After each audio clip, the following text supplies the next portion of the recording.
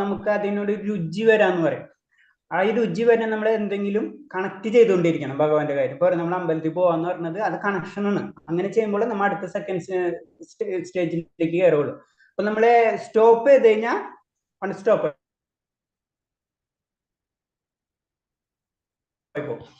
അപ്പൊ അതിന് ഭഗവത് വായിക്കും. നമുക്ക് 16 മാല ചെയ്യാൻ പറ്റില്ല, ഒരു പ്രാവശ്യം ചെയ്യാം. അങ്ങനെ ഒരു പ്രാവശ്യം ചെയ്ത് കുറച്ച് കളയുമ്പോൾ അത് 4 പ്രാവശ്യം ആക്കാം, പിന്നെ 8 ആക്കാം, പിന്നെ 16 ആക്കാം. അങ്ങനെയാണ് പറഞ്ഞു വരും. ഇപ്പൊ നമുക്ക് ചില സമയത്ത് നമുക്ക് പറ്റില്ല എന്ന് പറഞ്ഞാൽ 16 പറ്റില്ല, ഓക്കെ അയാ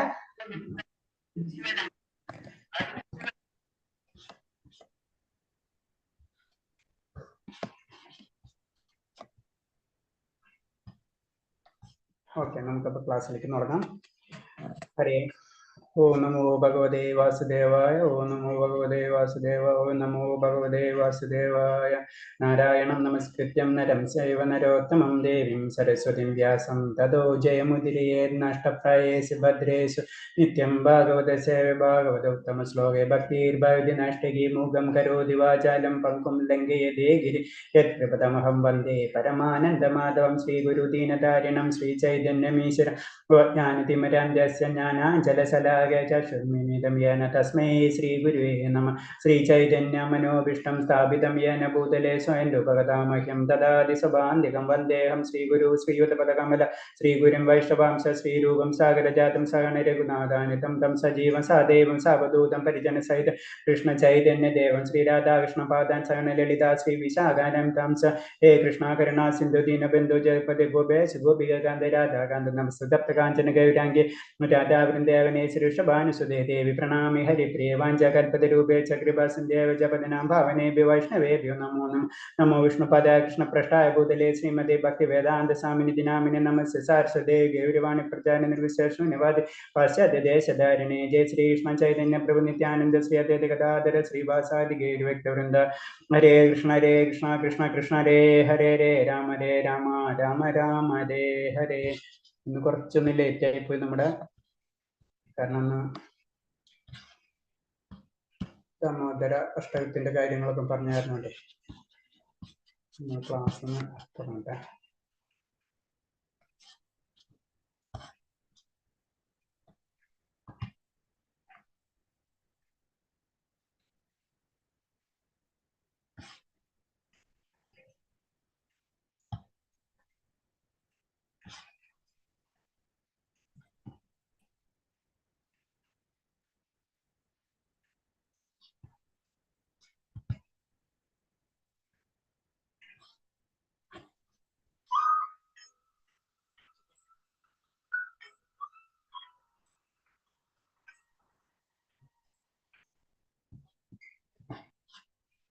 നമ്മൾ 4-ാമത്തെ അധ്യായത്തിൽ 9-ാമത്തെ ശ്ലോകം വരെ അല്ലേ നിർത്തിയത്? അതെ പ്രഭുജി, അതെ. 9 കഴിഞ്ഞല്ലേ? 9 കഴിഞ്ഞു. 9 എടുത്തു. ഹരേ കൃഷ്ണ.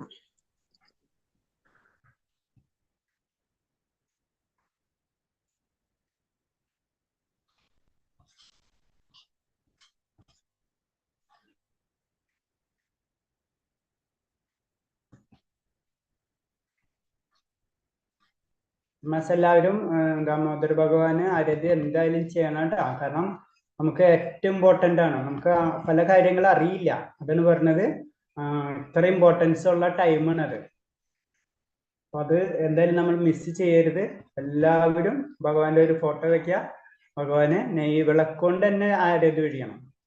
അപ്പൊ അതിന്റെ പ്രത്യേകത ഉണ്ട്, അതിന്റെ ഡീറ്റെയിൽ ആയിട്ട് ക്ലാസ് എടുക്കും. അപ്പൊ അതിന്റെ എല്ലാതും പറഞ്ഞ് മനസ്സിലാക്കി തരും എന്തുകൊണ്ട് നമ്മൾ ഈ മാസത്തിന് ഇമ്പോർട്ടൻസ്.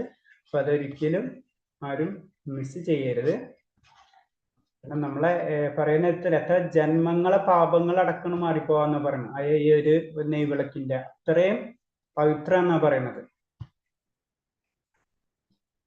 നമ്മള് അത്രയും കർമ്മങ്ങളാണ് ചെയ്തു കൂട്ടിക്കൊണ്ടിരിക്കുന്നത്, നമുക്ക് തന്നെ അറിയില്ല. അപ്പൊ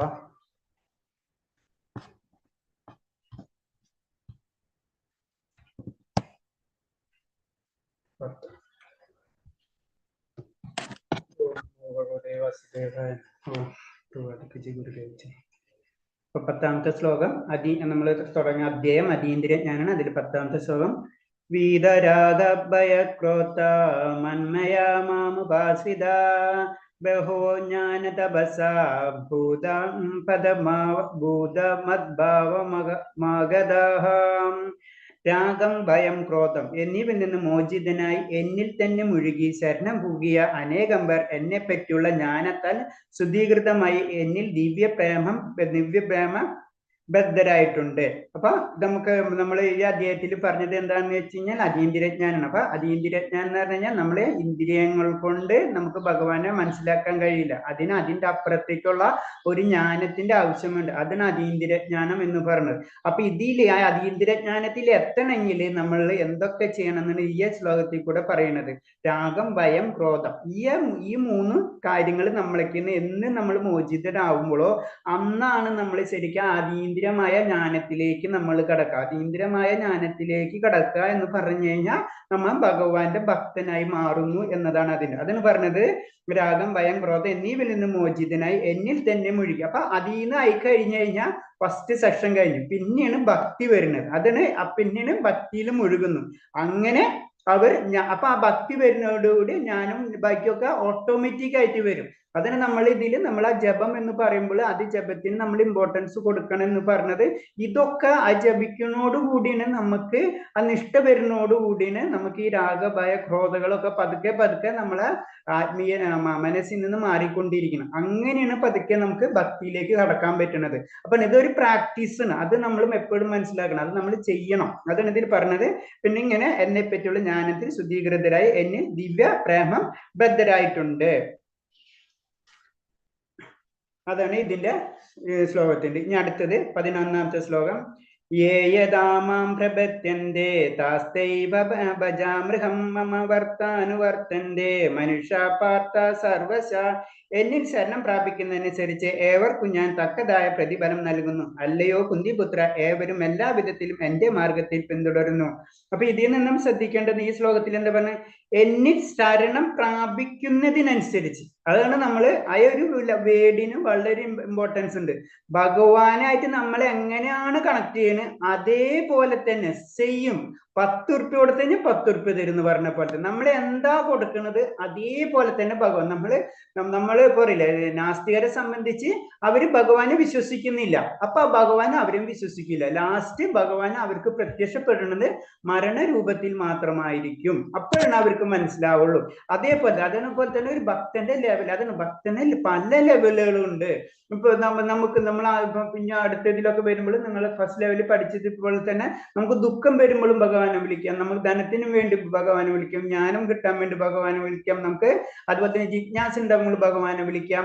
അങ്ങനെ പല രീതിയിലും, അല്ലെങ്കിൽ നമ്മൾ ഈ ലോകം മുഴുവനും ഭഗവാനെന്ന് സങ്കല്പിക്കാം. അങ്ങനെ പല രീതിയിൽ. അപ്പൊ അതിനനുസരിച്ചായിരിക്കും ഭഗവാൻ തരുന്നത്. അപ്പൊ ഇതിൽ ഇന്നത്തെ കാര്യത്തിൽ തന്നെ നമ്മൾ ശ്രദ്ധിച്ച് നമ്മളെ ദാമോദരാഷ്ടകം അല്ലെങ്കിൽ ദാമോദര ഭഗവാൻ എന്ന് പറയുമ്പോ ഭഗവാനെ നമ്മളായ പുത്രവാത്സല്യത്തിലാണ് നമ്മൾ കാണാൻ ശ്രമിക്കുന്നത്. മനസ്സിലായി? അപ്പൊ അതിനെന്ന് പറഞ്ഞാൽ അത് ഏറ്റവും അൾട്ടിമേറ്റ് ആണ്. അത്രയും വരാന്ന് പറഞ്ഞത്. അപ്പൊ അത് ഭഗവാനെ നമ്മൾ പുത്രനെ പോലെ ചില സ്ഥലത്ത് നമ്മൾ കണ്ടിട്ടുണ്ടാവും. നമ്മൾ പല സ്ഥലത്തും പോകുമ്പോ ഉണ്ണികൃഷ്ണനെ ചിലര് കയ്യിലൊക്കെ വെച്ച് കൊണ്ട് നടക്കുന്നത്. പക്ഷെ അത് ശരിക്കും പറഞ്ഞാൽ അത്രയും പ്യുവർ ഡിവോട്ടി ആയിരിക്കണം. പിന്നെ അതിനെപ്പറ്റി നമ്മൾ ഡീറ്റെയിൽ ആയിട്ട് പോണില്ല. കാരണം എന്ന് വെച്ച് കഴിഞ്ഞാൽ അത്രയും ലെവല് വരുമ്പോഴോ അതിനൊരു കഥ തന്നെ പറഞ്ഞിട്ടുണ്ട്. കാരണം ഒരു ഇതുപോലെ തന്നെ ഒരു അമ്മൂമ്മ ഇതേപോലെ തന്നെ ഭഗവാന്റെ ഇത് കൊണ്ടുവച്ച് നടക്കുമ്പോ അത് താഴ്ത്ത് വീഴണം. അങ്ങനെ ഭയങ്കര ബഹളായി. കാരണം എന്ന് വെച്ച് കഴിഞ്ഞാൽ എന്റെ ഉണ്ണികൃഷ്ണൻ എന്ത് പറ്റി? അപ്പൊ അവരെ സമാധാനത്തിന് വേണ്ടി അവരെ വീട്ടുകാര് ഒരു ഡോക്ടറെ വിളിക്കുകയും ആ ഡോക്ടർ ആയ അമ്മൂമ്മയ്ക്ക് സമാധാനത്തിന് വേണ്ടി ഓക്കെ എന്നൊക്കെ പറഞ്ഞിട്ട് ചെവിട്ടിൽ ടെലിസ്കോപ്പ് വെച്ച് നോക്കുന്ന സമയത്ത് ആ ഡോക്ടർക്ക് മനസ്സിലാവുന്ന അത് അവിടെ ഹൃദയത്തിന്റെ ഇടുപ്പ് മനസ്സിലാവുന്നുണ്ടെന്നൊരു രംഗം കേട്ടിട്ടുണ്ട് ഞാൻ. അങ്ങനത്തെ ഒരു കഥ. കാരണം അപ്പൊ ഭഗവാൻ അവിടെ നിൽക്കും. അത്രയും അതിനും ഈ വാത്സല്യ രസത്തിന്റെ പ്രത്യേകത. അതിന് നമ്മൾ അതിന് ഭഗവാൻ ശരിക്കും ഒരു പുത്രനെ പോലെയാണ്. നമുക്കറിയാം യശോദമാക്ക് ശരിക്കും അറിയാം അല്ലെ? അത് നമുക്കറിയാം. കഥ കേട്ടിട്ടുണ്ട്. നമ്മൾ ഭഗവാൻ വായ തുറക്കാൻ മണ്ണ് തിന്നുമ്പോ വായ തുറക്കാൻ പറ്റുമ്പോ ഈ ലോക പ്രപഞ്ചങ്ങൾ മുഴുവനും ഭഗവാനിൽ കാണുന്നുണ്ട് അല്ലെ? ഭഗവാൻ കാണുന്നുണ്ട്. എന്നിട്ടും യശോദമാക്ക് എന്താ ചിന്തിക്കുന്നത്? എന്നിട്ടും ഭഗവാൻ അക്സെപ്റ്റ് ചെയ്യണില്ല. കാരണം എനിക്ക് എന്റെ മകനെ ആ വാത്സല്യ രസം മുഴുവൻ ആസ്വദിക്കണ ശരിക്കും യശോദമ അല്ലെ? അല്ലെ? അപ്പൊ നമ്മൾ അതാണ് പറഞ്ഞ ഭക്തിയുടെ പല ലെവലുകൾ എന്ന് പറഞ്ഞു. അപ്പൊ ഇതേപോലെ തന്നെ ഇതിന് എങ്ങനെയാണ് എന്നെ പ്രാപിക്കുന്നതനുസരിച്ച് ഏവർക്കും ഞാൻ തക്കതായി. എന്താണ് അപ്പൊ യശോദമ്മയ്ക്ക് ഏറ്റവും ആവശ്യം എന്ന് പറഞ്ഞത് ഭഗവാന്റെ ആ വാത്സല്യ രസമാണ്. അതിന് ഭഗവാൻ അത് തിരിച്ച് കൊടുക്കണം. അതിന് വെണ്ണം മോഷ്ടിക്കുന്നതും അങ്ങനത്തെ പല കാര്യങ്ങൾ ചെയ്യുന്നത്. അയാൾ ഫുള്ള് പുത്രന്റെ വാത്സല്യ രസം മുഴുവനും ഭഗവാൻ കാണിക്കുന്നു. അത് ശരിക്കും യശോദമ്മ അനുഭവിക്കുന്നു. അതാണ് ഈ പറയുന്ന ശ്ലോകം. അടുത്ത ശ്ലോകം 12. കാംക്ഷദാ കർമാണ സിദ്ധം യജന്തേ ഇഹ ദേവത ക്ഷിബ്രം ഹി മനുഷ്യാലോകേ സിദ്ധർഭവതി കർമ്മചാം. ഈ ലോകത്തിലെ ജനങ്ങൾ കാമ്യകർമ്മങ്ങളിൽ നിന്ന് വിജയം വരിക്കാൻ ആഗ്രഹിക്കുന്നത് മൂലം ദേവന്മാരെ ആരാധിക്കുന്നു. ഇവിടെ കർമ്മങ്ങൾക്ക് വേഗത്തിൽ ബലം സിദ്ധിക്കാറുണ്ടല്ലോ. ഇത് ദേവന്മാരെ പറ്റി ഭഗവാൻ പറയാണ്. കാരണം എന്താ വെച്ചാൽ സാധാരണ ജനങ്ങൾ, നമ്മളെ പോലുള്ള എല്ലാ വ്യക്തികളും, കാരണം നമുക്ക് പെട്ടെന്ന് എല്ലാ കാര്യം പെട്ടെന്ന് നടക്കണം അല്ല. അത് കാരണം നമ്മളെ പ്രകൃതി അങ്ങനെയാണ്, നമ്മളെ സൃഷ്ടി അങ്ങനെയാണ്. അപ്പൊ നമ്മൾക്ക് അത് ആഗ്രഹമുള്ള കാരണം കൊണ്ടാണ് നമ്മൾ ദേവന്മാരെ ആഗ്രഹിക്കണം. നമുക്ക് ദേവന്മാർക്ക് അറിയാം, അവർക്ക് ഭഗവാൻ തന്നെ ഡെപ്യൂട്ട് ചെയ്തിട്ടുള്ള ഓരോ വ്യക്തികളാണ്. അവർക്ക് കുറെ കാര്യങ്ങൾ ചെയ്യാനും ഒക്കെ ഉണ്ടാവും. അതിനനുസരിച്ചിട്ടുണ്ട്. അപ്പൊ നമ്മൾ അവരെ ആരാധിക്കുമ്പോൾ ആ കാര്യങ്ങൾ മാത്രം ദേവന്മാർ നമുക്ക് ചെയ്തു തരുന്നതാണ്. അത് ശരിക്കും ഭഗവാന്റെ ത്രൂ ആണെങ്കിൽ കൂടിയും നമ്മൾ അപ്രോച്ച് ചെയ്യുന്നത് ആരെയാണ്? ശരിക്കും ദേവനെയാണ്. അതിന് പറഞ്ഞത് ആഗ്രഹിക്കുന്ന ദേവന്മാരെ ആരാധിക്കുന്നു. ഇവിടെ കർമ്മങ്ങൾക്ക് വേഗത്തിൽ ബലം സിദ്ധിക്കാറുണ്ടല്ലോ. അപ്പൊ അതില് കാരണം അത് നമുക്കത് മനസ്സിലാവേണ്ടതാണ്. കാരണം ഇതെല്ലാതും തരുന്നത് ഭഗവാനാണ് എന്ന് നമുക്ക് മനസ്സിലാവാത്തിടത്തോളം കാലമാണ് നമ്മൾ ദേവന്മാരെ ആരാധിക്കണം എന്ന് പറഞ്ഞു തരുന്നത്. അപ്പൊ ദേവന്മാരെ ആരാധിക്കണം എന്ന് പറഞ്ഞാൽ ആ ഒരു കാര്യം മാത്രമേ നമുക്ക് ചെയ്തു തരുന്നത്. അതിന്റെ ബാക്കിലുള്ള കാര്യങ്ങൾക്ക് ആ ദേവന്മാർക്ക് കഴിയില്ല. അതിന് വേറെ ദേവനായിരിക്കും ഡെപ്യൂട്ട് ചെയ്തിട്ടുണ്ടാവുക. അപ്പൊ അതിന് നമ്മൾ ഭഗവാനെ ഡയറക്റ്റ് കണക്ട് ചെയ്യുമ്പോൾ നമുക്ക് എല്ലാ കാര്യങ്ങളും നമുക്ക് കിട്ടുന്ന പറഞ്ഞു തരുന്നത്. അതിന്റെ അർത്ഥം ഇവരെ നമ്മൾ ചെയ്യേണ്ടെന്നല്ല പറഞ്ഞു. ഇവരെ റെസ്പെക്ട് ചെയ്യണം, എല്ലാ കാര്യവും നമ്മൾ ചെയ്യുന്നതുകൊണ്ട് കുഴപ്പമില്ല. പക്ഷെ അൾട്ടിമേറ്റ് നമ്മളൊരു ചിന്ത ഭഗവാനിൽ തന്നെ ആയിരിക്കണം. അതാണ് ഈ ശ്ലോകത്തിൽ കൂടെ നമുക്ക് ഇൻഡയറക്റ്റ് ആയിട്ട് പറഞ്ഞു വരുന്നത്. പിന്നെ അടുത്ത ശ്ലോകം അത് വളരെ ഇമ്പോർട്ടൻ്റ് ആണ്. ഏറ്റവും ഇമ്പോർട്ടൻസ് മാത്രമല്ല, ഈ ലോകത്തിൽ, നമ്മളെ ഭൗതിക ലോകത്തിൽ, പ്രത്യേകിച്ച് ഇന്ത്യ മഹാരാജ്യത്തെ ഏറ്റവും കൂടുതൽ ചലനം സൃഷ്ടിച്ചിട്ടുള്ള ഒരു ശ്ലോകമാണ് അത്. ചാതുർവർണ്ണം മയാ സൃഷ്ടം ഗുണകർമ്മ വിഭാഗസ തസ്യ കർത്താരമഭിമാം വിദ്യാ കർത്താരമവ്യയം. പ്രകൃതി സഹജമായ 3 ഗുണങ്ങളെയും തദനുസൃതങ്ങളായ കർമ്മങ്ങളെയും മുൻനിർത്തിക്കൊണ്ട് മനുഷ്യ സമൂഹത്തെ 4 വർണ്ണങ്ങളായി ഞാൻ സൃഷ്ടിച്ചു. ഈ വിഭാഗങ്ങളെ സൃഷ്ടിച്ചു എന്നിരിക്കലും അവ്യയനായ ഞാനല്ല അതിന്റെ കർത്താവ് എന്നറിയുക. ഈ ശ്ലോകം നമ്മൾ പലപ്പോഴും നമ്മൾ കേട്ടിട്ടുള്ള ശ്ലോകമാണ്. കാരണം ജാതി വ്യവസ്ഥ ഭഗവാനെ സൃഷ്ടിച്ചു എന്നൊക്കെ പറയുന്നത്. പക്ഷെ ഈ ശ്ലോകത്തിന് പലരും, ഞാൻ പറഞ്ഞില്ല, ഇത് നമ്മളെ ഭഗവതിയുടെ പ്രത്യേകത അത് തന്നെയാണ്. കാരണം ഭക്തിയാണ് അതിലുള്ളത്, അല്ലാതെ വേറൊരു കാര്യങ്ങളില്ല. അതിലൊരു ലൈൻ എടുത്തിട്ട് അതിനെ സർക്കുലേറ്റ് ചെയ്തിട്ട് അതിനെ ഇൻജക്ട് ചെയ്ത് പല രീതിയിലും പ്രചരിപ്പിക്കുന്നതാണ്. അതിന് പറഞ്ഞു ഇതിൽ പല കാര്യങ്ങളും നമുക്ക് കാണാൻ പറ്റും. ഭക്തിയിൽ ഒന്നിട്ടുള്ള കാര്യങ്ങൾ മാത്രമാണ് ഭഗവതിയിൽ പറഞ്ഞിട്ടുള്ളത്. നിങ്ങൾക്ക് ഭക്തിയല്ല വേറെ എന്തോ കാര്യങ്ങൾ വേറെ ബുക്കുകളുണ്ട്, അതിൽ നോക്കി നിങ്ങൾ റെഫറൻസ് ചെയ്തോ നിങ്ങൾക്ക് ഡിസ്കസ് ചെയ്യാം. പക്ഷെ ഈ ലോകം അങ്ങനെയാണ് അതിന് പറഞ്ഞത്. അപ്പൊ ഇതിൽ തന്നെ പറഞ്ഞെന്ന് വെച്ച് കഴിഞ്ഞാൽ എന്താ പറഞ്ഞത്? പ്രകൃതി സഹജമായ 3 ഗുണങ്ങൾ. പ്രകൃതി സഹജമായ 3 ഗുണങ്ങൾ എന്ന് പറഞ്ഞത് നമുക്കറിയാം. ഇതേപോലെ തന്നെ സത്ത്, രജസ്, തമസ്, ഈ 3 ഗുണങ്ങളുണ്ട്. അതേപോലെ തന്നെ 4 വർണ്ണങ്ങൾ എന്ന് പറയുമ്പോൾ അറിയാം, ബ്രാഹ്മണർ, ക്ഷത്രിയർ, വൈശ്യർ, ശൂദ്രൻ. ഇതൊക്കെ ഞാനാണ് സൃഷ്ടിച്ചെന്ന് പറയുന്നു ഭഗവാൻ. അപ്പൊ അതിനെ അപ്പൊ ഞാനാണ് സൃഷ്ടിച്ചെന്ന് പറയുമ്പോൾ ഇതിന്റെ ഉദ്ദേശം എന്ന് പറയുന്നത് ഈ ലോകം അങ്ങനെയാണ്. ചില നിയമങ്ങളാണ് അത്. ആ നിയമങ്ങൾ ഇപ്പൊ പറയില്ലേ, ഇന്ന തെറ്റ് ചെയ്ത് കഴിഞ്ഞാൽ ഇന്ന ശിക്ഷ, ഇന്ന തെറ്റ് ചെയ്ത് ഇന്ന ശിക്ഷ എന്ന് പറഞ്ഞപ്പോൾ ലോകം, ഈ സൃഷ്ടി അങ്ങനെയാണ്. ഇപ്പൊ പല മോളിലുണ്ടെന്ന് മാത്രം. അപ്പൊ മോളിലുണ്ടെങ്കിലും ഒഴിക്കുന്ന സാധനം എന്നുണ്ടെങ്കിലും അങ്ങനെ. അപ്പൊ നിങ്ങൾ ഇത്ര മനസ്സിലാക്കേണ്ടത് ഇതാണ്. എല്ലാതും ഭഗവാന്റെ സൃഷ്ടിയാണെങ്കിൽ കൂടിയും ആ നിയമങ്ങളുണ്ട്. ആ നിയമങ്ങളാണ് സത്യ രജസ്. കാരണം നമുക്ക് എപ്പോഴും മനസ്സിലാക്കേണ്ടതെന്ന് വെച്ച് കഴിഞ്ഞാല് നമുക്ക് പൂർണ്ണ സ്വാതന്ത്ര്യം ഉണ്ട് ഈ ലോകത്ത്. അതിന് ഏറ്റവും ഡേഞ്ചർ. നമുക്ക് പൂർണ്ണ സ്വാതന്ത്ര്യം, നമുക്ക് സത്വഗുണത്തിലേക്കും പോവാം, രജസ് ഗുണത്തിലും പോവാം, അതേപോലെ തമസ് ഗുണത്തിലും പോവാം. അതേപോലെ തന്നെ വൈശ്യർ, ക്ഷത്രിയ, വൈശ്യർ, ക്ഷത്രിയർ, ബ്രാഹ്മണർ, ശൂദ്രർ. ഇത് നോക്കിക്കഴിഞ്ഞാലും നമ്മൾ ഞാൻ പലപ്പോഴും പറഞ്ഞിട്ടുണ്ട്. കാരണം എന്താ വെച്ച് കഴിഞ്ഞാൽ ചെറിയൊരു ഫംഗ്ഷൻ നടക്കുന്ന ഏരിയയിൽ ചെല്ലുന്നേക്കും. അപ്പൊ ഏതെങ്കിലും ഒരു ഫംഗ്ഷൻ, നമ്മളെ എന്തെങ്കിലും കോളേജ് ഫംഗ്ഷനോ അല്ലെങ്കിൽ മാരേജ് ഫംഗ്ഷനോ, നമ്മൾ അവിടെ ചെന്ന് ജസ്റ്റ് പുറത്തുനിന്ന് മോണിറ്റർ ചെയ്ത് നോക്കിക്കഴിഞ്ഞാൽ ഈ 4 വിഭാഗക്കാരെ നമുക്ക് കാണാം അവിടെ. അതാണ് ഭഗവാൻ പറഞ്ഞത്. ഈ ലോകം അങ്ങനെയാണ്, ഈ ലോകത്തിന്റെ അതാണ് ഞാൻ അത് സൃഷ്ടിച്ചിട്ടുണ്ട് എന്ന് പറഞ്ഞത്. കാരണം എന്ന് വെച്ച് കഴിഞ്ഞാൽ ചില വ്യക്തികൾ എന്ന് പറഞ്ഞു കഴിഞ്ഞാൽ സപ്പോർട്ട് ചെയ്യുന്ന ആൾക്കാരുണ്ടാവും. ചില വ്യക്തികൾ സംസാരിക്കണം, അതങ്ങനെ ചെയ്ത് ഇങ്ങനെ ചെയ്യുന്ന സംസാരിക്കണമല്ലോ. ചിലർക്ക് നോളജ് ഉണ്ടാവും, അവർ അതനുസരിച്ച് പ്രവർത്തിക്കുന്ന ചിലരുണ്ടാവും. ചിലർ രണ്ടും കൂടി ചെയ്യുന്നവരുണ്ടാവും, സംസാരിക്കുകയും ചെയ്യും, അതുപോലെ തന്നെ ഇപ്പൊ ഗവൺമെന്റ് ഇതിന് ABC, A class, B class, C class, D class എന്ന് പറഞ്ഞ എംപ്ലോയീസിന്റെ ഡിവൈഡേഷൻ ചെയ്ത പോലെ തന്നെ ഉള്ള ഒരു സെക്ഷനാണ് അത്. അവരെ ക്യാരക്ടർ അങ്ങനെ ആയിരിക്കും. അതായത് ചിലവർക്ക് അത് ഇതുപോലെ തന്നെ സപ്പോർട്ടിങ് ഉള്ള വ്യക്തികളായിരിക്കും, ഇവിടെ ചെന്നാലും സഹായിക്കാനുള്ളതാണ്. അപ്പൊ അവര് ശൂദ്രഗണത്തിലുള്ളതാണ്. അതിന്റെ അർത്ഥം എന്ന് വെച്ചാൽ അവര് ശൂദ്രൊന്നും അങ്ങനെയല്ല, അവരെ ക്യാരക്ടർ അങ്ങനെ ആയിരിക്കും. അതാണ് ഇതിൽ പറയുന്നത്. അത് ഭഗവാൻ തന്നെ സൃഷ്ടിയാണ്, അതാണ് ഇതിൽ പറഞ്ഞു തരുന്നത്. ഇതിനാണ് കുറെ ഇന്റർപ്രറ്റ് ചെയ്ത് ഇങ്ങനെ പറഞ്ഞ്, കാരണം ഇത് അങ്ങനെയാണ്. പക്ഷെ അതിന്റെ അർത്ഥം എന്ന് വെച്ച് കഴിഞ്ഞാല് അതിന് വൈശ്യരിൽ നിന്ന് ശൂദ്രത്തിലേക്ക്, എവിടേക്ക് വേണമെങ്കിലും മാറാം നമുക്ക്. പക്ഷെ അത് അങ്ങനെയുണ്ട്, അങ്ങനെ ഒരു ക്യാരക്ടർ പ്രകൃതിയുടെ ഗുണത്തിൽ ഉണ്ട് എന്നാണ് ഭഗവാൻ പറഞ്ഞിട്ടുള്ളത്. അതാണ് പറഞ്ഞത് ഈ വിഭാഗങ്ങളെ സൃഷ്ടിച്ചെന്ന്. അത് പിന്നെ അടുത്ത സെക്ഷൻ, അതായത് ഇതൊക്കെ ഞാൻ സൃഷ്ടിച്ചതാണെങ്കിൽ കൂടിയും അത് ഞാനല്ല, അത് എന്നെ ബാധിക്കുന്ന കാര്യമല്ല. അത് ഇപ്പൊ മൊബൈൽ സൃഷ്ടിച്ചത്, മൊബൈല് നിർമ്മിച്ച കമ്പനി മൊബൈലല്ല എന്ന് പറഞ്ഞ പോലെ തന്നെ ഭഗവാൻ പറഞ്ഞു ഇതൊക്കെ ഭഗവാന്റെ പ്രൊഡക്റ്റ് ആണ്, അല്ലാണ്ട് ഭഗവാൻ അതല്ല. അതിന് പറഞ്ഞത് ഈ വിഭാഗത്തെ സൃഷ്ടിച്ചെന്നിരിക്കലും ഞാൻ ഒരിക്കലും അവ്യയനല്ല, ഞാൻ അതിന്റെ കർത്താവെന്ന് അറിയുക എന്നാണ് ഇതിൽ പറയുന്നത് ഈ ശ്ലോകം.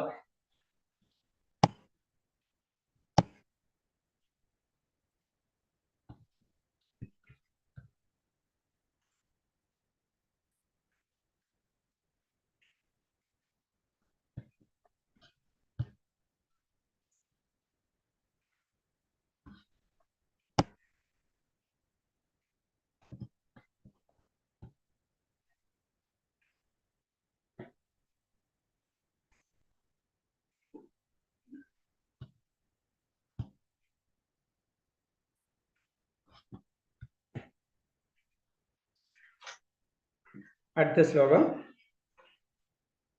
14. നാകാം കർമാണി ലിബന്തി നമേ കർമ്മഫലേ സ്പൃഹ ഇതി മാം യോ അഭിജാനന്തി കർമാനിർസബദ്ധ്യതേ. കർമ്മങ്ങളൊന്നും എന്നെ ബാധിക്കില്ല, എനിക്ക് കർമ്മഫലേച്ഛയുമില്ല. എന്നെ കുറിച്ചുള്ള ഈ സത്യം മനസ്സിലാക്കിയാൽ കർമ്മഫലങ്ങളാൽ ബന്ധിപ്പിക്കപ്പെടുന്നില്ല. അപ്പൊ ഇതും നമ്മളെ ഏറ്റവും ഇമ്പോർട്ടന്റ് ആയിട്ടുള്ള ഒരു ശ്ലോകങ്ങളിൽ ഒന്നാണ്. കാരണം എന്ന് വെച്ച് കഴിഞ്ഞാൽ ഭഗവാനെ കർമ്മം ഒന്നും കാരണം ഭഗവാനല്ല ചെയ്യുന്നത്. അപ്പൊ നമുക്കാണ് കർമ്മഫലങ്ങളും അതും പറഞ്ഞു, കർമ്മങ്ങളൊന്നും എന്നെ ബാധിക്കുന്നില്ല, എനിക്ക് കർമ്മഫലേച്ഛയുമില്ല. ഇപ്പൊ കർമ്മഫലേച്ഛ നമുക്ക് എല്ലാവർക്കും നമ്മൾ ഒരു കാര്യം ചെയ്ത് കഴിഞ്ഞാൽ ഒന്നിലും സാധാരണ ഇപ്പൊ നമ്മൾ ഒരു കാര്യം ചെയ്യുമ്പോൾ ഒന്നില്ലെങ്കിൽ അറ്റ്ലീസ്റ്റ് മറ്റുള്ളവരാണ് നല്ലതെന്ന് പറയുമ്പോൾ നമുക്കറിയാണ്ട് നമുക്ക് ഉണ്ടാവും. അത് നമ്മൾക്ക് ഉണ്ടായിട്ട് അത് കർമ്മഫലേച്ഛ വന്നു കഴിഞ്ഞവിടെ അതെന്ന് പറഞ്ഞു. അത് എനിക്ക് കർമ്മഫലേച്ഛ ഇല്ല, എന്നെ കുറിച്ചുള്ള ആ സത്യം മനസ്സിലാക്കിയ കർമ്മഫലങ്ങളിൽ നിന്ന് ബന്ധിക്കപ്പെടുന്നില്ല. അപ്പൊ ഞാൻ എന്താണെന്ന് മനസ്സിലാക്കി കഴിഞ്ഞാൽ അതുപോലെ ആയിരിക്കണം നമ്മളും. അപ്പോഴോ നമ്മൾ ഭഗവാനിലിരിക്കും. ഇപ്പൊ നമുക്കൊരു ഏതെങ്കിലും നമുക്കൊരു വ്യക്തിനായിട്ട് നമ്മളിപ്പോ എക്സാമ്പിൾ ഒരു ഫ്രണ്ട് ഉണ്ടെന്നായിരിക്കും, നമുക്കൊരു ഫ്രണ്ട്, ആ ഫ്രണ്ടിനായിട്ട് നമുക്ക് കൂടുതൽ കണക്ഷൻ ആവാൻ കാരണം എന്ന് വെച്ചാൽ നമ്മളെ പറയില്ലേ ഫ്രീക്വൻസി, അല്ലെങ്കിൽ ഇത് രണ്ടുപേരും ഒരേ രീതിയിലാകുമ്പോഴാണ് നമ്മളെ അവരായിട്ട് കൂടുതൽ അറ്റാച്ച്മെന്റ് വരല്ലേ. ഒരു ഫ്രണ്ടിനെ എടുത്താൽ കഴിഞ്ഞാൽ തന്നെയും അവരെ ക്യാരക്ടറും നമ്മുടെ ക്യാരക്ടറും ഒരേപോലെ തോന്നുന്നതും അങ്ങനെ വരുമ്പോഴാണ് നമ്മൾ അവരായിട്ട് കണക്ട് ആവാം. അപ്പൊ അതാണ് പറഞ്ഞത്, നമുക്കും ഇതേപോലെ തന്നെ കർമ്മഫലങ്ങൾ ഇല്ലാതിരിക്കുക, കർമ്മഫല ആഗ്രഹങ്ങൾ ഇല്ലാതിരിക്കുക, അതേ ഭഗവാനെ പോലെ തന്നെ ലെവലിൽ നമ്മൾ ചിന്തിക്കുമ്പോഴായിരിക്കും നമ്മൾ ശരിക്കും ഒരു ഭക്തനായിത്തീരുക. അങ്ങനെ അതാണ് അപ്പോഴാണ്. കാരണം ഭഗവാന്റെ തുല്യമായി തീരും. ഭഗവാന്റെ തുല്യം എന്ന് പറഞ്ഞാൽ ഭഗവാൻ വേറെയാണ്, നമ്മൾ വേറെയാണ്. പക്ഷെ ഭഗവാന്റെ ആ ക്വാളിറ്റിയിലേക്ക് നമ്മൾ കണക്ട് ചെയ്യണത് എപ്പോഴായിരിക്കും? ഭഗവാനെ പോലെ തന്നെ നമ്മൾ ചിന്താഗതി ഉണ്ടായിരിക്കണം. അതിന് എന്നെ കുറിച്ചുള്ള ഈ സത്യം മനസ്സിലാക്കിയാൽ കർമ്മഫലങ്ങളിൽ ബന്ധപ്പെടുന്നില്ല. ഭഗവാനെ കണക്ട് ചെയ്യണമെങ്കിൽ ഭഗവാൻ എന്ന് പറയുന്നത് കർമ്മഫലങ്ങൾക്ക് ആകൃഷ്ടനല്ല. അപ്പോൾ നമ്മളും അതേപോലെ തന്നെ കർമ്മഫലങ്ങൾക്ക് ആകൃഷ്ടനാവരുത്. അപ്പൊ രണ്ടുപേരും ഒരേപോലെ ആകുമ്പോൾ നമ്മളെ കറക്റ്റ് നമ്മൾ ഭഗവാനിലേക്ക് കണക്ട് ചെയ്യും എന്നാണ് ഈ ശ്ലോകത്തിൽ പറഞ്ഞു തരുന്നത്. അടുത്തത് ഏവം ജ്ഞാത കൃതം കർമ്മ പൂർവൈരപി മുമുഷ്യഭി കുരു കർമ്മൈവ തസ്മാത് പൂർവൈവ പൂർവതരം കൃതം. 15ാമത്തെ ശ്ലോകം. തന്റെ ദിവ്യമായ പ്രകൃതിയെ അറിഞ്ഞിട്ട് പൗരാണികമായ മുമുക്ഷുകൾ മോക്ഷം പ്രാപിച്ചവർ പ്രവർത്തിച്ചു പോകുന്നത്. അതുകൊണ്ട് നീ അവരുടെ കാലടികൾ പിന്തുടർന്ന് സ്വകർത്തവ്യം നിറവേറ്റുക. അപ്പൊ അടുത്ത ശ്ലോകത്തിൽ പറയുന്നത്, അതായത് ഗുരുവിനെ പറ്റിയാണ് ഇൻഡയറക്റ്റ് ആയിട്ട് ഭഗവാൻ ഈ ശ്ലോകത്തിൽ പറയുന്നത്.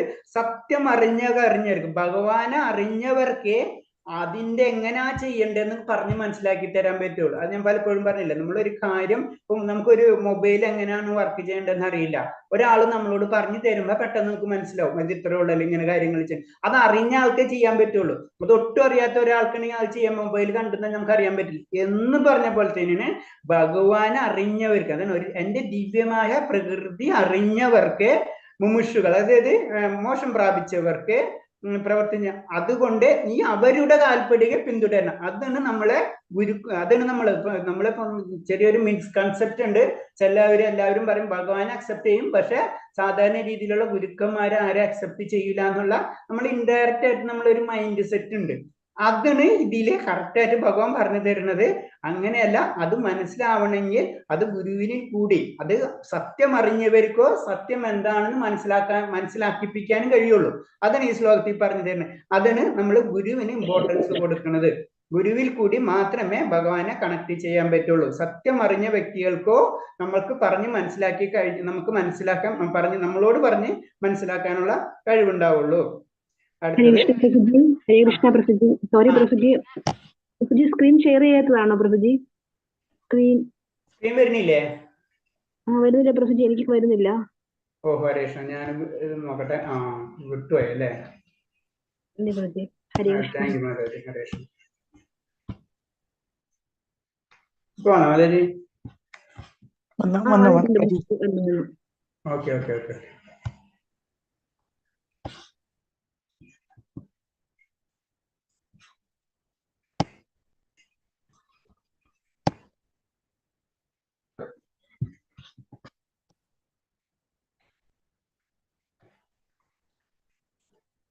ഓക്കെ, ഇനി അടുത്ത 16ാമത്തെ ശ്ലോകം.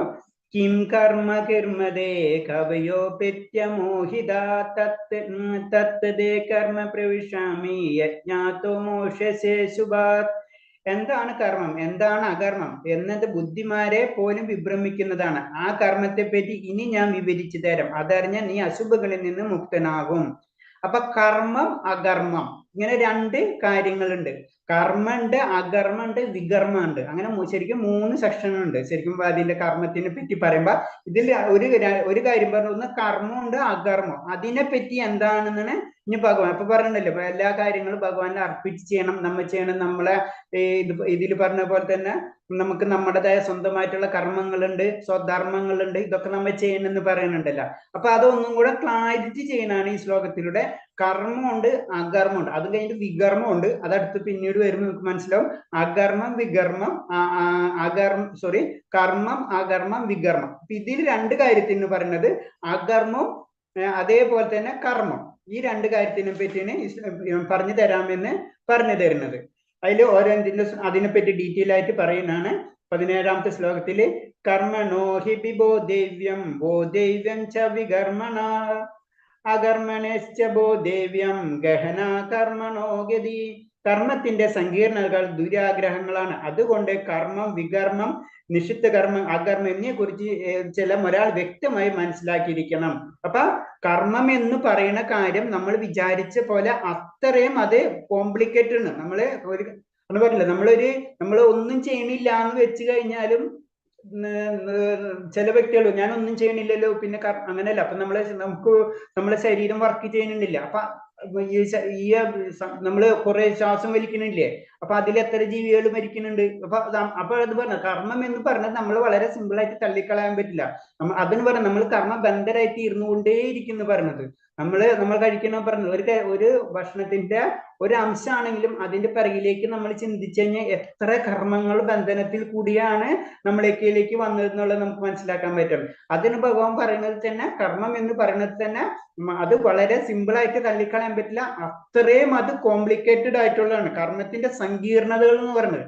അതിന് പറഞ്ഞ എക്സാമ്പിള് നമ്മളിപ്പോ കഴിക്കുന്ന ഒരു ഭക്ഷണത്തിലെ ഒരു അംശം, ആ അംശത്തിന്റെ നമ്മൾ ബാക്കിലേക്ക് ചിന്തിച്ചു കഴിഞ്ഞാൽ അത് എത്ര കർമ്മങ്ങൾക്ക് ശേഷമാണ് നമ്മൾ എടുത്തെത്തിയത്. അപ്പൊ അത്രേ കർമ്മബലങ്ങൾ അതിനോട് ലിങ്ക് ഉണ്ടാവും. കർമ്മത്തിനെ നമ്മൾ വളരെ സിമ്പിൾ ആയിട്ട് തള്ളിക്കളയാൻ പറ്റില്ല. ഞാനൊന്നും ചെയ്തില്ലല്ലോ എന്ന് പറഞ്ഞു കഴിഞ്ഞാൽ എനിക്കൊരു എനിക്ക് അഫക്ട് ചെയ്യാൻ പറ്റില്ല എന്ന് പറഞ്ഞു കഴിഞ്ഞാൽ നമ്മളിപ്പോ ഇന്ന് പറഞ്ഞതും നമ്മൾ അത്രയും കർമ്മബന്ധിതരാണ്. നമ്മൾ വിചാരിക്കണല്ല, നമ്മൾ അതിനനുസരിച്ച് ഒരേ കർമ്മം നമ്മൾ അത്രയും കർമ്മങ്ങൾ ചെയ്യുന്നതിനനുസരിച്ചും നമുക്ക് തീർച്ചയായിട്ടും എന്താ പറയാ അതിന്റെ കർമ്മഫലങ്ങൾ തീർച്ചയായിട്ടും കിട്ടിയിരിക്കും. അതിന് ഈ മാസത്തില് അതിന് കുറച്ചെങ്കിലും നമുക്ക് ഭഗവാനോട് പ്രാർത്ഥിച്ച് അത് കുറയ്ക്കാനുള്ള ഒരു അവസരമാണ് ഈ മാസം നമുക്ക് തന്നിട്ടുള്ളത്. അത് കാരണം കൊണ്ട് അതെല്ലാവരും ചെയ്യണമെന്ന് പറയുന്നത് തന്നെ. ഇനി അത് ജസ്റ്റ് ഒന്ന് പറയാം. കർമ്മം എന്ന് പറഞ്ഞെന്ന് വെച്ച് കഴിഞ്ഞാല് നമ്മൾ ചെയ്യുന്ന കർമ്മങ്ങൾ സിമ്പിൾ ആയിട്ട്. വികർമ്മം എന്ന് പറഞ്ഞു കഴിഞ്ഞാൽ ഭഗവാന് ചെയ്യുന്നത്. അകർമ്മം എന്ന് പറഞ്ഞു കഴിഞ്ഞാൽ. വികർമ്മം എന്ന് പറഞ്ഞു കഴിഞ്ഞാൽ നേരെ ഓപ്പോസിറ്റ് ചെയ്യുന്നത്.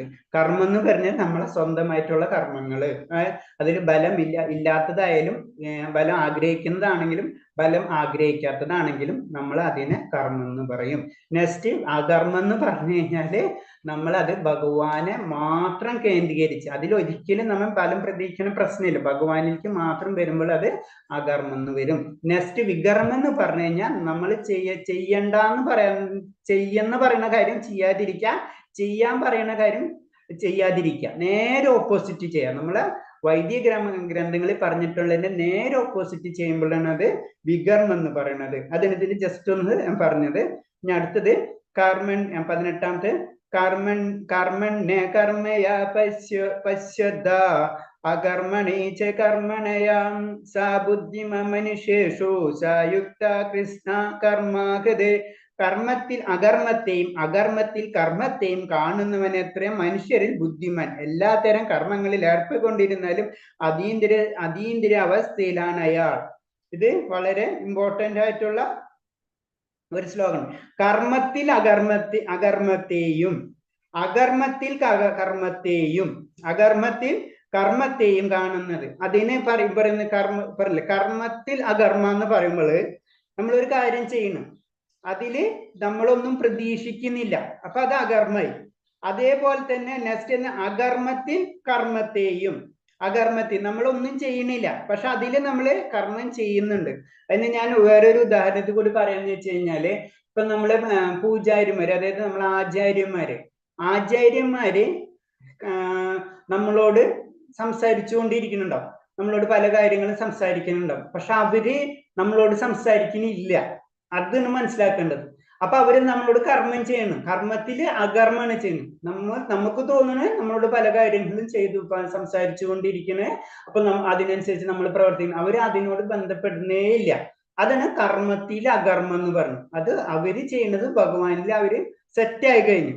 ഇനി നെക്സ്റ്റ് അതിന് കർമ്മത്തിൽ അകർമ്മം. പിന്നെ അകർമ്മത്തിൽ കർമ്മം എന്ന് പറയുമ്പോൾ നമ്മള് തന്നെ ഭഗവാനെ പൂജ ചെയ്തുകൊണ്ടിരിക്കും, അല്ലെ? ഓരോ കാര്യങ്ങൾ ഭഗവാനെ അർപ്പിച്ചുകൊണ്ടിരിക്കുന്ന സമയത്ത് അത് ഭഗവാനിലേക്ക് അർപ്പിച്ചുകൊണ്ടിരിക്കും, അതിലൊന്നും പ്രതീക്ഷിക്കുന്നില്ല. പക്ഷെ അവര് കാര്യങ്ങൾ ചെയ്യുന്നുണ്ടല്ലോ, അവര് പൂവെടുത്തുണ്ട്, അപ്പൊ അവരത് കർമ്മം ചെയ്യുന്നു, അല്ലെ? അതാണ് അകർമ്മത്തിൽ കർമ്മം. അതായത് ഭഗവാനിൽ നിന്ന് ഒന്നും പ്രതീക്ഷിക്കാണ്ട് അവര് കർമ്മം ചെയ്തുകൊണ്ടിരിക്കുന്നു, അവര് ഭഗവാനെ പൂജിച്ചുകൊണ്ടിരിക്കുന്നു, അതായത് ഭഗവാനെ പാദങ്ങൾ പൂജിക്കുന്നത്. അപ്പൊ അത് അകർമ്മത്തിൽ കർമ്മം. അപ്പൊ അതേപോലെ തിരിച്ച് അവര് നമ്മളോട് സംസാരിക്കുമ്പോൾ എന്താ, നമുക്ക് തോന്നുന്ന അവര് കർമ്മം ചെയ്യുന്നു, അല്ലെ? അവര് കർമ്മത്തിൽ അകർമ്മം. നമ്മളോട് കാര്യങ്ങൾ ചെയ്യുന്നുണ്ടെങ്കിലും അവരെ സംബന്ധിച്ച് അത് അഫക്റ്റേ ചെയ്യുന്നില്ല. നമ്മൾ സംസാരിക്കും, ഇപ്പൊ അവര് ഭക്ഷണം കഴിക്കുന്നുണ്ട്, അവര് സംസാരിക്കുന്നുണ്ട്, ഒക്കെ ചെയ്യുന്നുണ്ട്, അപ്പൊ അവര് കർമ്മം ചെയ്യുന്നുണ്ട്, അല്ലെ? പക്ഷെ ആ കർമ്മം അകർമ്മാണ്, അവര് അതിനോട് ടച്ച് ചെയ്യുന്നില്ല. ഇതാണ് ഇത് മനസ്സിലായെന്ന് വിചാരിക്കുന്നു. മനസ്സിലായില്ലെങ്കിൽ ക്ലാസ് ചെയ്യുമ്പോൾ ഒന്ന് ചോദിക്കാം, ഞാൻ ഡീറ്റെയിൽ ആയിട്ട് വീണ്ടും ഒന്നും കൂടെ പറഞ്ഞു തരാം. വളരെ ഇമ്പോർട്ടന്റ് ആണ് അത്, കർമ്മ അകർമ്മ. അപ്പൊ നമുക്ക് അതിന് കർമ്മത്തിന്റെ ആ സങ്കീർണത എന്ന് പറഞ്ഞത് അത് നമുക്ക് മനസ്സിലാവില്ല. ആചാര്യന്മാര് ചെയ്യുന്ന കാര്യങ്ങള് നമ്മൾ വിചാരിക്കും നമ്മള് സാധാരണ വ്യക്തികൾ പോലെ ചെയ്യുന്ന പോലെ നമുക്ക് തോന്നും. അല്ല, അവര് ചെയ്യുന്നത്, നമ്മളോട് ചെയ്യുന്ന കാര്യങ്ങള് അവര് കർമ്മത്തിൽ അകർമ്മ ചെയ്യുന്നത്. നമ്മളായിട്ട് ഒരു ബന്ധമില്ല, അവര് ചെയ്യുന്നുണ്ടോ. അതാണ് ഇതിലുള്ള കാര്യങ്ങള്. അടുത്ത് 19. യസ്യ സർവേ സമാരംഭ കാമസങ്കൽപ്പ വർജിത ജ്ഞാനനിദഗ്ധ കർമാണം തമാഹു പണ്ഡിത ബുധഃ. ഇന്ദ്രിയ സുഖങ്ങൾക്ക് വേണ്ടി ആഗ്രഹിക്കാതെ പ്രയത്നിക്കുന്ന ഒരാളെ ഞാൻ എന്ന് മനസ്സിലാക്കണം. ജ്ഞാനാഗ്നിയിൽ കർമ്മഫലങ്ങളെല്ലാം ഭസ്മീകരിച്ച് പ്രവർത്തകനാണ് അദ്ദേഹത്തിന് ഋഷീശ്വരന്മാർ ഭസ്മീകരിച്ച പ്രവർത്തനാണ് അദ്ദേഹം എന്ന് ഋഷീശ്വരന്മാർ പറയുന്നു. അപ്പൊ ഇതില് ഒരു ജ്ഞാനിയെ പറ്റിയാണ്. അപ്പൊ ജ്ഞാനയോഗം നമ്മൾ പറഞ്ഞില്ല, കർമ്മയോഗം, അതുപോലെ തന്നെ ജ്ഞാനയോഗം. അപ്പൊ ജ്ഞാനി എന്താണെന്നാണ് ഈ ശ്ലോകത്തിൽ ഭഗവാൻ പറഞ്ഞ ഒരു ഷോർട്ട് കട്ട് പോലെ. അതിലെന്താ പറഞ്ഞത്? ഇന്ദ്രിയ സുഖങ്ങൾക്ക് വേണ്ടി ആഗ്രഹിക്കാതെ പ്രയത്നിക്കുന്ന ഒരാളെ ജ്ഞാനി എന്ന് മനസ്സിലാക്കണം. അപ്പൊ നമുക്കറിയാം, ഒരു ജ്ഞാനം ഉണ്ടായ വ്യക്തികൾക്കോ ഓട്ടോമാറ്റിക് ആയിട്ട് ഭഗവാനിലേക്ക് കണക്ട് ചെയ്തിട്ടുള്ളത്. അപ്പൊ നമുക്ക് കാര്യം എന്നാണ് നമുക്ക് മനസ്സിലാവുന്നത്, ഇന്ദ്രിയ സുഖങ്ങളാണ് നമ്മളെ പ്രശ്നങ്ങളിൽ നിന്ന് നമുക്ക് മനസ്സിലാവുമ്പോഴോ നമ്മൾ അത് വിട്ടിട്ട് നമ്മൾ അടുത്തയിലേക്ക് സെക്ഷനിലേക്ക് കിടക്കുള്ളൂ. അപ്പൊ അതൊരു ജ്ഞാനം ഉണ്ടാവണം നമുക്ക്. ഇന്ദ്രിയ സുഖങ്ങൾ പ്രശ്നക്കാരനാണെന്ന് മനസ്സിലാവുമ്പോൾ അതൊരു ജ്ഞാനാണല്ല. അതാണ് പറഞ്ഞ അതിനെ ഒരാളെ ജ്ഞാനി എന്ന് വിളിക്കുന്നത്. ഇന്ദ്രിയ സുഖങ്ങളാണ് എന്റെ പ്രശ്നക്കാരൻ അയാൾക്ക് മനസ്സിലാവുമ്പോൾ അയാൾ ജ്ഞാനിയായി മാറിക്കഴിഞ്ഞു.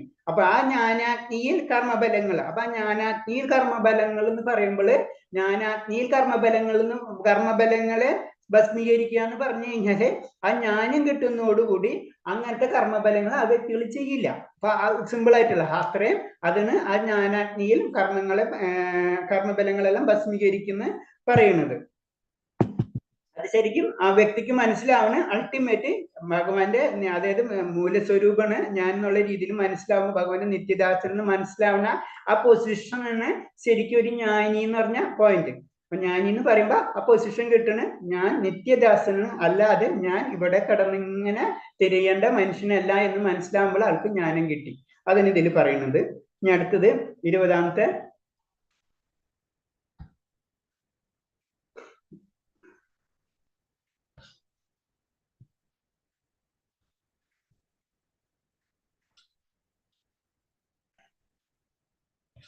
ജസ്റ്റ് ഞാനിതൊന്നും പറഞ്ഞു തരുന്നു കൂടെ. അപ്പൊ ജ്ഞാനത്തിന്റെ അവസ്ഥയെ കർമ്മം മനസ്സിലാക്കണം.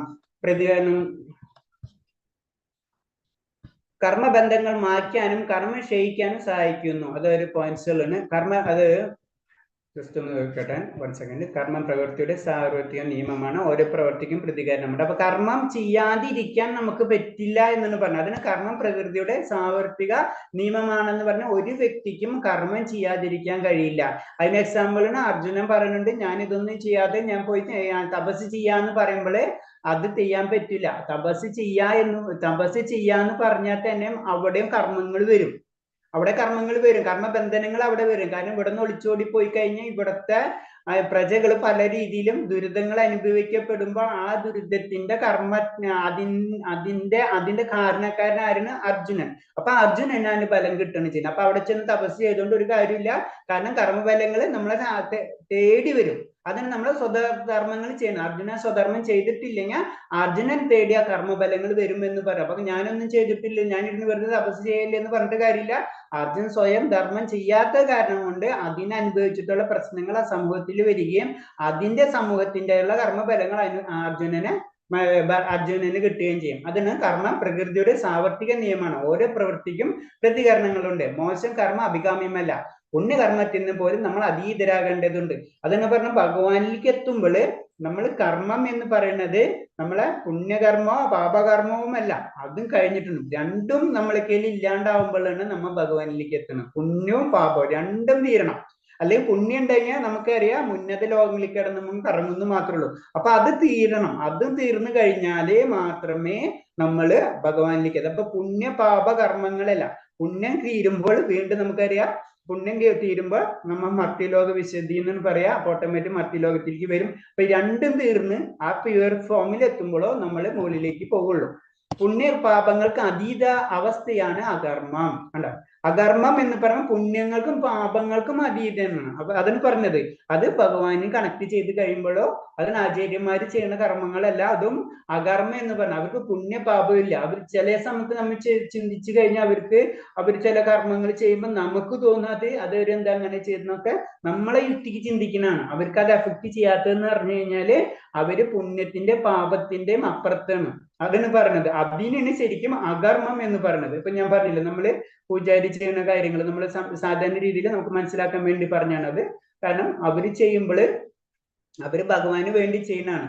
അപ്പൊ ആ ഭഗവാന് വേണ്ടി ചെയ്യുമ്പോൾ അവർ കർമ്മം ചെയ്യും. അപ്പൊ ഭഗവാന് പ്രസാദം ഉണ്ടാക്കാന്ന് പറഞ്ഞ ഭഗവാന് പ്രസാദം ഉണ്ട്. അപ്പൊ അവര് കർമ്മം ചെയ്യുന്നുണ്ടല്ലോ, മനസ്സില? അതാണ് അകർമ്മത്തിൽ കർമ്മം. അപ്പൊ അതാണ് നമ്മൾ മനസ്സിലാക്കുക. അപ്പൊ ഭഗവാന് വേണ്ടി ചെയ്യുന്നു, പക്ഷെ ഞാൻ കർമ്മം ചെയ്യുന്നുണ്ട്, അതിന് അകർമ്മത്തിൽ കർമ്മം എന്ന് പറയുന്നത്.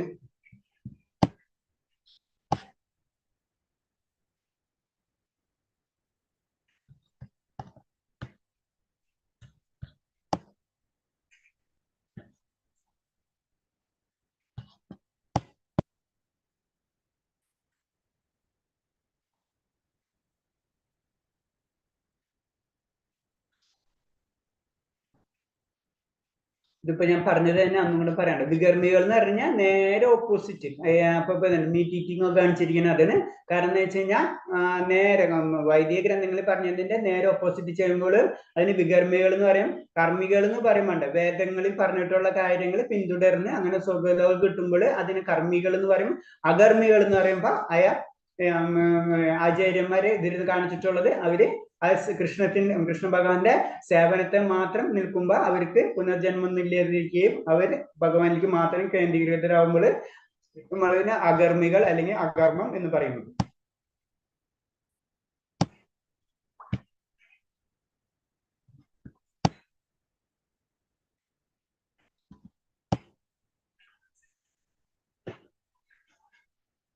ഹരേഷ് അടുത്ത് നിരാശേയർയതി ചിത്താത്മാ തിക്ത സർവപരിഗ്രഹ ശരീരം കേവലം കർമ്മ കുർവന്നോതി കിൽബിഷം. മനസ്സിനെയും ബുദ്ധിയെയും പൂർണ്ണമായി നിയന്ത്രിച്ചും തന്റെ സമ്പത്തിലും നേട്ടത്തിലും ഉടമാവകാശ ബോധം ഉപേക്ഷിച്ചും ജീവിതത്തിൽ അത്യാവശ്യമായ കർമ്മങ്ങളിൽ മാത്രം ഏർക്കൊണ്ടിരിക്കുന്ന ജ്ഞാനികൾക്ക് കർമ്മത്തിന്റെ പാപഫലങ്ങൾ ഏൽക്കേണ്ടി വരില്ല. അപ്പൊ എന്താ പറയുന്നത്? അതായത് നമ്മുടെ മനസ്സിനെയും ബുദ്ധിയെയും നിയന്ത്രിക്കുക, അതായത് നമ്മൾ ഇന്ദ്രിയങ്ങളെ നിഗ്രഹിക്കുക. അതും വേണം തന്റെ സമ്പത്തിലും നേട്ടത്തിലും. അപ്പൊ നമുക്ക് സാമ്പത്തികമായിട്ടും അതേപോലെ തന്നെ നമുക്ക് ബുദ്ധിപരമായിട്ടും നമുക്ക് പല ഉയർച്ചകൾ ഉണ്ടാവും. അതും നമ്മൾ വകവയ്ക്കാതെ, അതായത് അതും നമ്മൾ ഉപേക്ഷിച്ച് ജീവിതത്തിന് അത്യാവശ്യമാണ്. അപ്പൊ അത് ഭഗവാൻ ഒരിക്കലും പറയണില്ല വെറുതെ ഇരിക്കാന്ന് പറഞ്ഞില്ല. അതാണ് ജീവിതത്തിന് അത്യാവശ്യമായിട്ടുള്ളത്. കർമ്മങ്ങൾ മാത്രം ഏർപ്പെട്ടുകൊണ്ടിരിക്കുന്ന ജ്ഞാനികൾക്ക് കർമ്മഫലങ്ങൾ ഏൽക്കേണ്ടി വരില്ല. അപ്പൊ ജീവിതത്തിൽ ചില കർമ്മങ്ങൾ ഉണ്ട് നമുക്ക് നിലനിൽപ്പിനായിട്ടുള്ള, നമ്മുടെ ജീവിതത്തിന് അത്യാവശ്യമായിട്ടുള്ള കർമ്മങ്ങൾ നമുക്ക് ചെയ്തേ പറ്റൂ. അപ്പൊ അതാണ്. അപ്പൊ അതിനൊരു എക്സാമ്പിൾ ഒരു കഥ പറയാന്ന് വെച്ച് കഴിഞ്ഞാൽ ജസ്റ്റ് പ്രഭുപാദർ പറയുന്നുണ്ട്. കാരണം എന്ന് വെച്ചാൽ നമ്മളെ ജീവിതം എന്ന് പറയുന്നത് എക്സാമ്പിള് നമുക്ക് ഒരു ജീവിക്കുകയാണെന്ന് പറഞ്ഞു കഴിഞ്ഞാൽ കുറച്ച് സ്ഥലം ഒരു പശു ഉണ്ടെന്ന് വെച്ച് കഴിഞ്ഞാൽ നമുക്ക് ജീവിച്ചു പോവാം. അത് നമ്മളെ ബേസിക് റിക്വയർമെന്റ് ആണ്. നമുക്ക് ഭക്ഷണം കഴിക്കണം, നമ്മൾ കാര്യങ്ങൾ ചെയ്യണം. പക്ഷെ ഇന്ന് കാണുന്ന ജീവിത രീതി എന്ന് പറയുന്നത് അതല്ല എന്ന് അതൊരു നമുക്കറിയാം ഭൗതികമായിട്ടുള്ള ഒരു പ്രശ്നമാണ് അത്. അപ്പൊ ശരിക്കും ബേസിക് ആയിട്ടുള്ള കാര്യം നമുക്ക് ചെയ്തേ പറ്റൂ. അതാണ് ഇതിൽ പറഞ്ഞത്. ജീവിതത്തിന് അത്യാവശ്യമായ കർമ്മങ്ങൾ മാത്രം ഏർപ്പെട്ടുകൊണ്ടിരിക്കുന്ന ജ്ഞാനികൾ കർമ്മത്തിന്റെ പാപഫലങ്ങൾ. അപ്പൊ നമുക്ക് അതിന് സിംപ്ലിസിറ്റിയാണ് നമ്മൾ ഫസ്റ്റ് ഭക്തിയുടെ ഫസ്റ്റ് സ്റ്റാർട്ടിങ് അവിടെ നമുക്ക് വേണമെങ്കിൽ പറയാം. ആ സിംപ്ലിസിറ്റി, അതായത് ബേസിക് ആയിട്ടുള്ളത്. നമുക്കറിയാം നമ്മളെ മനസ്സിനെ നിയന്ത്രിക്കുക എന്ന് പറഞ്ഞപ്പോ ഭക്ഷണത്തിനെ നിയന്ത്രിക്കണം, നമ്മളെ വിചാരങ്ങളെ നിയന്ത്രിക്കണം, ഇതൊക്കെ നിയന്ത്രിക്കുക എന്ന് പറഞ്ഞ ഒരു സിമ്പിൾ ആയിട്ടുള്ള ഒരു മനുഷ്യന്റെ പ്രത്യേകതയാണ്. അതേപോലെ തന്നെ സിമ്പിൾ ആയിട്ടുള്ള ഭക്ഷണങ്ങൾ കഴിക്കുന്നു. അതേപോലെ തന്നെ നമുക്ക് അത്യാവശ്യമായിട്ടുള്ള ജീവിത കാര്യങ്ങളൊക്കെ ചെയ്തേ പറ്റുള്ളൂ. ജോലി ചെയ്യാതിരിക്കുക അങ്ങനെയല്ല. അപ്പൊ ചില കാര്യങ്ങളൊക്കെ ചെറിയ ചെറിയ കാര്യങ്ങൾ നമുക്ക് നിലനിർത്തിപ്പോണ്ട കാര്യങ്ങൾ ചെയ്താൽ തന്നെയും നമുക്ക് പറയണത് നമ്മളെ കർമ്മത്തിന്റെ പാപങ്ങൾ നമുക്ക് ഏൽപ്പില്ല എന്ന് പറഞ്ഞു. അതിനാ സിംപ്ലിസിറ്റിയുടെ പേരിൽ പറയണത്. അതായത് ലോകം മുഴുവനും വെട്ടിപ്പിടിക്കാന്നുള്ള ചിന്ത ഇല്ലാതെ സിംപ്ലിസിറ്റി ആയിട്ട് ജീവിച്ചു കഴിഞ്ഞാൽ തന്നെയും നമുക്ക് കർമ്മഫലങ്ങൾ ഏൽക്കാം. ഭക്തി അടുത്തത് കേട്ടോ, അത് നമ്മൾ കൺഫ്യൂസ് ആവരുത്. കർമ്മഫലങ്ങളിൽ ഏൽക്കേണ്ടി വരില്ല എന്നതാണ് ഇതിൽ കൂടെ പറയുന്നത്. അടുത്തത് നെക്സ്റ്റ് 22-ാമത്തെ ശ്ലോകം. യാദൃശ്ചലാപസന്തുഷ്ടോ ദ്വന്ദ്വതീതവിമത്സരാ സമസിദ്ധസ്ഥിതോ ചാപിതാപ്തിനാദിബന്ധ്യതേ. താനെ വന്നു ചേരുന്ന നേട്ടങ്ങളാൽ സംതൃപ്തനും ധുമത്തനും നിർമത്സരനും ജയ അപജയങ്ങളെ സമഭാവനയോടെ കൈക്കൊള്ളുന്നവനുമായ ഒരാൾ കർമ്മങ്ങൾ ചെയ്തുകൊണ്ടിരുന്നാലും അവയാൽ ബന്ധനല്ല. അപ്പൊ അതാണ് പറഞ്ഞത്. ഇപ്പൊ ഇതൊക്കെ നമ്മള് ആ ഭക്തന്റെ ക്വാളിറ്റിയിലുള്ള കാര്യങ്ങളാണ്. കാരണം നമുക്ക് ദുഃഖമുണ്ടാവുമ്പോൾ അതായത് അതിന് നേട്ടങ്ങൾ ഉണ്ടാവുമ്പോൾ നമുക്ക് സന്തോഷം ഉണ്ടാവും. അപ്പൊ അതൊന്നും നമ്മളെ എഫക്ട് ചെയ്യാതില്ല. എനിക്ക് ഇത് ചെയ്ത് ഇത് കിട്ടും, അപ്പൊ എനിക്ക് സന്തോഷം കിട്ടുമ്പോൾ ഞാൻ ആനന്ദിക്കും, അങ്ങനത്തെ ഒക്കെ ഉള്ളത്. അതൊക്കെ നമ്മൾ സമഭാവനയോടുകൂടി കൈകൊണ്ട് കഴിഞ്ഞാല് ആ വ്യക്തിക്ക് ഒരാൾ കർമ്മം ചെയ്തുകൊണ്ടിരുന്നാൽ അയാൾ ബന്ധനല്ല. അപ്പൊ നമ്മൾ കാര്യങ്ങൾ ചെയ്തുകൊണ്ടിരുന്നാല് നമ്മൾ അതിന് ഏറ്റവും ഇമ്പോർട്ടൻസ് നമ്മൾ സിംപ്ലിസിറ്റിയിലേക്ക് മാറിക്കൊണ്ടിരിക്കണം. അപ്പോഴെന്ന് പറയുമ്പോൾ നമുക്ക് പല കാര്യങ്ങളും നമ്മളെ അഫക്ട് ചെയ്യില്ല. നമ്മൾ ഒരാൾ സന്തോഷത്തിലോ ദുഃഖത്തിലോ നമുക്ക് അധികം എഫക്ട് വരില്ല എന്ന് പറഞ്ഞു. അങ്ങനെ ചെയ്തുകൊണ്ടിരുന്നാൽ അവർക്ക് കർമ്മങ്ങൾക്ക് ബന്ധനങ്ങൾ ഉണ്ടാവില്ല. ഈ ബന്ധനങ്ങൾ ഉണ്ടല്ലോ നമ്മുടെ പ്രശ്നം. കർമ്മത്തിൽ ഒരു ബന്ധം, നമ്മൾ ഒരാളെ ഒരു വ്യക്തിയിലേക്ക് വളരെയധികം ആഗ്രഹിച്ചിട്ട് അത് ലഭിക്കാതെ വരുമ്പോഴാണ് നമുക്ക് അവരോട് ദേഷ്യം വരുന്നത്, അല്ലെ? അപ്പൊ അല്ലെങ്കിൽ ദുഃഖം വരുന്നത്. ഇതൊക്കെ അതിന്റെ അപ്പൊ അവിടെ കർമ്മ ബന്ധനങ്ങളെ, അതിന് ബന്ധനങ്ങൾ എന്ന് പറയുന്നത് അതില്ലാതിരിക്കുക. ഇപ്പൊ നമ്മള് മക്കളെ നമ്മൾ നോക്കണ ചെയ്യുന്ന അതിന് അച്ഛനമ്മമാര് അവരൊക്കെ ബോണ്ടിങ് ആണ് അല്ലെ ഡയറക്റ്റ് ആയിട്ട് വരുന്നത്. അപ്പൊ നമ്മളെ ഡ്യൂട്ടീസ് ചെയ്യുന്ന രീതിയിൽ ചിന്തിച്ചു കഴിഞ്ഞാൽ നമുക്ക് അങ്ങോട്ടും ഇങ്ങോട്ടും ആ ഫീലിങ്സ് കുറയും. അപ്പൊ അങ്ങനെ കുറയ്ക്കണം, അതാണ് പറഞ്ഞത്. അങ്ങനെ കുറയ്ക്കുമ്പോ നമുക്ക് അതിൽ ബന്ധനം ഉണ്ടാവില്ല എന്ന് പറയും. നമ്മള് പറയുന്നത് വെച്ച് കഴിഞ്ഞാൽ ആസക്തിയും വിരക്തിയും അത് നമുക്ക് കൺട്രോൾ ചെയ്യണം. അതാണ് ഈ ശ്ലോകത്തിൽ കൂടെ പറഞ്ഞു. ഇതൊക്കെ എന്ന് പറഞ്ഞത് ഈ ശ്ലോകം പറഞ്ഞതൊക്കെയാണ് കർമ്മയോഗത്തിൽ പറഞ്ഞ കാര്യങ്ങളാണ് ഇതൊക്കെ. നമുക്കറിയാം ഈ അധ്യായം മുഴുവനും കർമ്മയോഗമാണ്. എങ്ങനെ അതീന്ദ്രിയമായ ജ്ഞാനം നമുക്ക് ലഭിക്കണം. അതായത് അതീന്ദ്രിയ ജ്ഞാനം എന്ന് പറഞ്ഞു കഴിഞ്ഞാൽ ഭഗവാനെ നമുക്ക് മനസ്സിലാക്കണമെങ്കിൽ നമ്മൾ ഇങ്ങനത്തെ കാര്യങ്ങളൊക്കെ ചെയ്തു പോയി കഴിഞ്ഞാല് മാത്രമേ ഭഗവാനെ നമുക്ക് മനസ്സിലാക്കാൻ കഴിയുള്ളൂ. അത് കഴിഞ്ഞാലാണ് പിന്നീട് ഭഗവാൻ ഭക്തിനെ പറ്റി പറഞ്ഞു. ഇതൊക്കെ നമ്മുടെ ബേസിക് ക്വാളിഫിക്കേഷൻസ് ആണ്. നമ്മുടെ ബന്ധനങ്ങൾ പതുക്കെ കുറയ്ക്കുക. നമുക്ക് നമ്മളെ ലോകാര്യത, ഇത് എന്റെ വീട്, ഇത് എന്റെ സ്ഥലം, ഇത് ഞാൻ, ഇത് എന്റെ, അങ്ങനെ അത് പതുക്കെ കുറച്ച് കൊണ്ടുവരണം. അതിന് ഇതിൽ പറഞ്ഞത് അങ്ങനെ ചെയ്തു കഴിഞ്ഞാൽ കർമ്മങ്ങളിൽ ബന്ധനാവസ്ഥനാകില്ല. അടുത്തതും കൂടെ 23. ഗതസംഗസ്യ മുക്തസ്യ ജ്ഞാനാവസ്ഥിത ചേതസായ ജ്ഞായ ചരതേ കർമ്മ സമഗ്രം പ്രവീലിയതേ. ഭൗതിക പ്രകൃതിയുടെ ഗുണങ്ങളെ ബന്ധനാകാതെ അതീന്ദ്രിയ ജ്ഞാനത്തെ പൂർണ്ണമായി സ്ഥിതി ചെയ്യുന്നവരുടെ കർമ്മങ്ങൾ ദിവ്യതയിൽ വലയം പ്രാപിക്കുന്നു. അപ്പൊ നമുക്കറിയാം അതിന് പ്രകൃതിയുടെ 3 ഗുണങ്ങൾ എന്ന് പറയുമ്പോ സത്ത്, രജസ്, തമസ് ഗുണം. അപ്പൊ ഇത് 3 ബന്ധസ്ഥനാക്കുന്ന പറഞ്ഞത്. നമുക്കറിയാം രജോ ഗുണം തമോ ഗുണമൊക്കെ നമുക്ക് ചിന്തിച്ചാലറിയാം. കാരണം തമോ ഗുണത്തിൽ എന്ന് പറഞ്ഞപ്പോ ലഹരി ഉപയോഗിക്കുന്നവരെന്ന് വെച്ചാൽ അത് കിട്ടിയില്ലെങ്കിൽ അവരുടെ ജീവിതം അവർക്ക് ഇതാവില്ല. രജോ ഗുണം എന്ന് പറഞ്ഞാൽ ഭയങ്കര ആഗ്രഹങ്ങൾ, എത്ര കിട്ടിയാലും നമുക്ക് മതി വരാത്ത ഒരു ആഗ്രഹം. അപ്പൊ നമ്മളിങ്ങനെ ബന്ധനത്തിന്റെ മുകളിൽ ഇങ്ങനെ ബന്ധനങ്ങൾ ഇങ്ങനെ വന്നുകൊണ്ടിരിക്കും. 1 കിട്ടിയാൽ 100 മതി എന്നുള്ള രീതിയിൽ ഇങ്ങനെ കറങ്ങിക്കൊണ്ടിരിക്കും. അതിന്റെ രജോ. അപ്പൊ സത്വഗുണത്തിലുള്ള പ്രശ്നം എന്ന് വെച്ച് കഴിഞ്ഞാൽ അവർക്ക് മനസ്സിലാവും, നോളജ് ഉണ്ടായി കഴിഞ്ഞാൽ ഇങ്ങനത്തെ ഒക്കെ കാര്യങ്ങൾ ചെയ്ത് കഴിഞ്ഞു കഴിഞ്ഞാൽ നല്ലതാണെന്നുള്ള മനസ്സിലായി കഴിഞ്ഞാൽ അതിൽ അവരവിടെ നിൽക്കുവരും.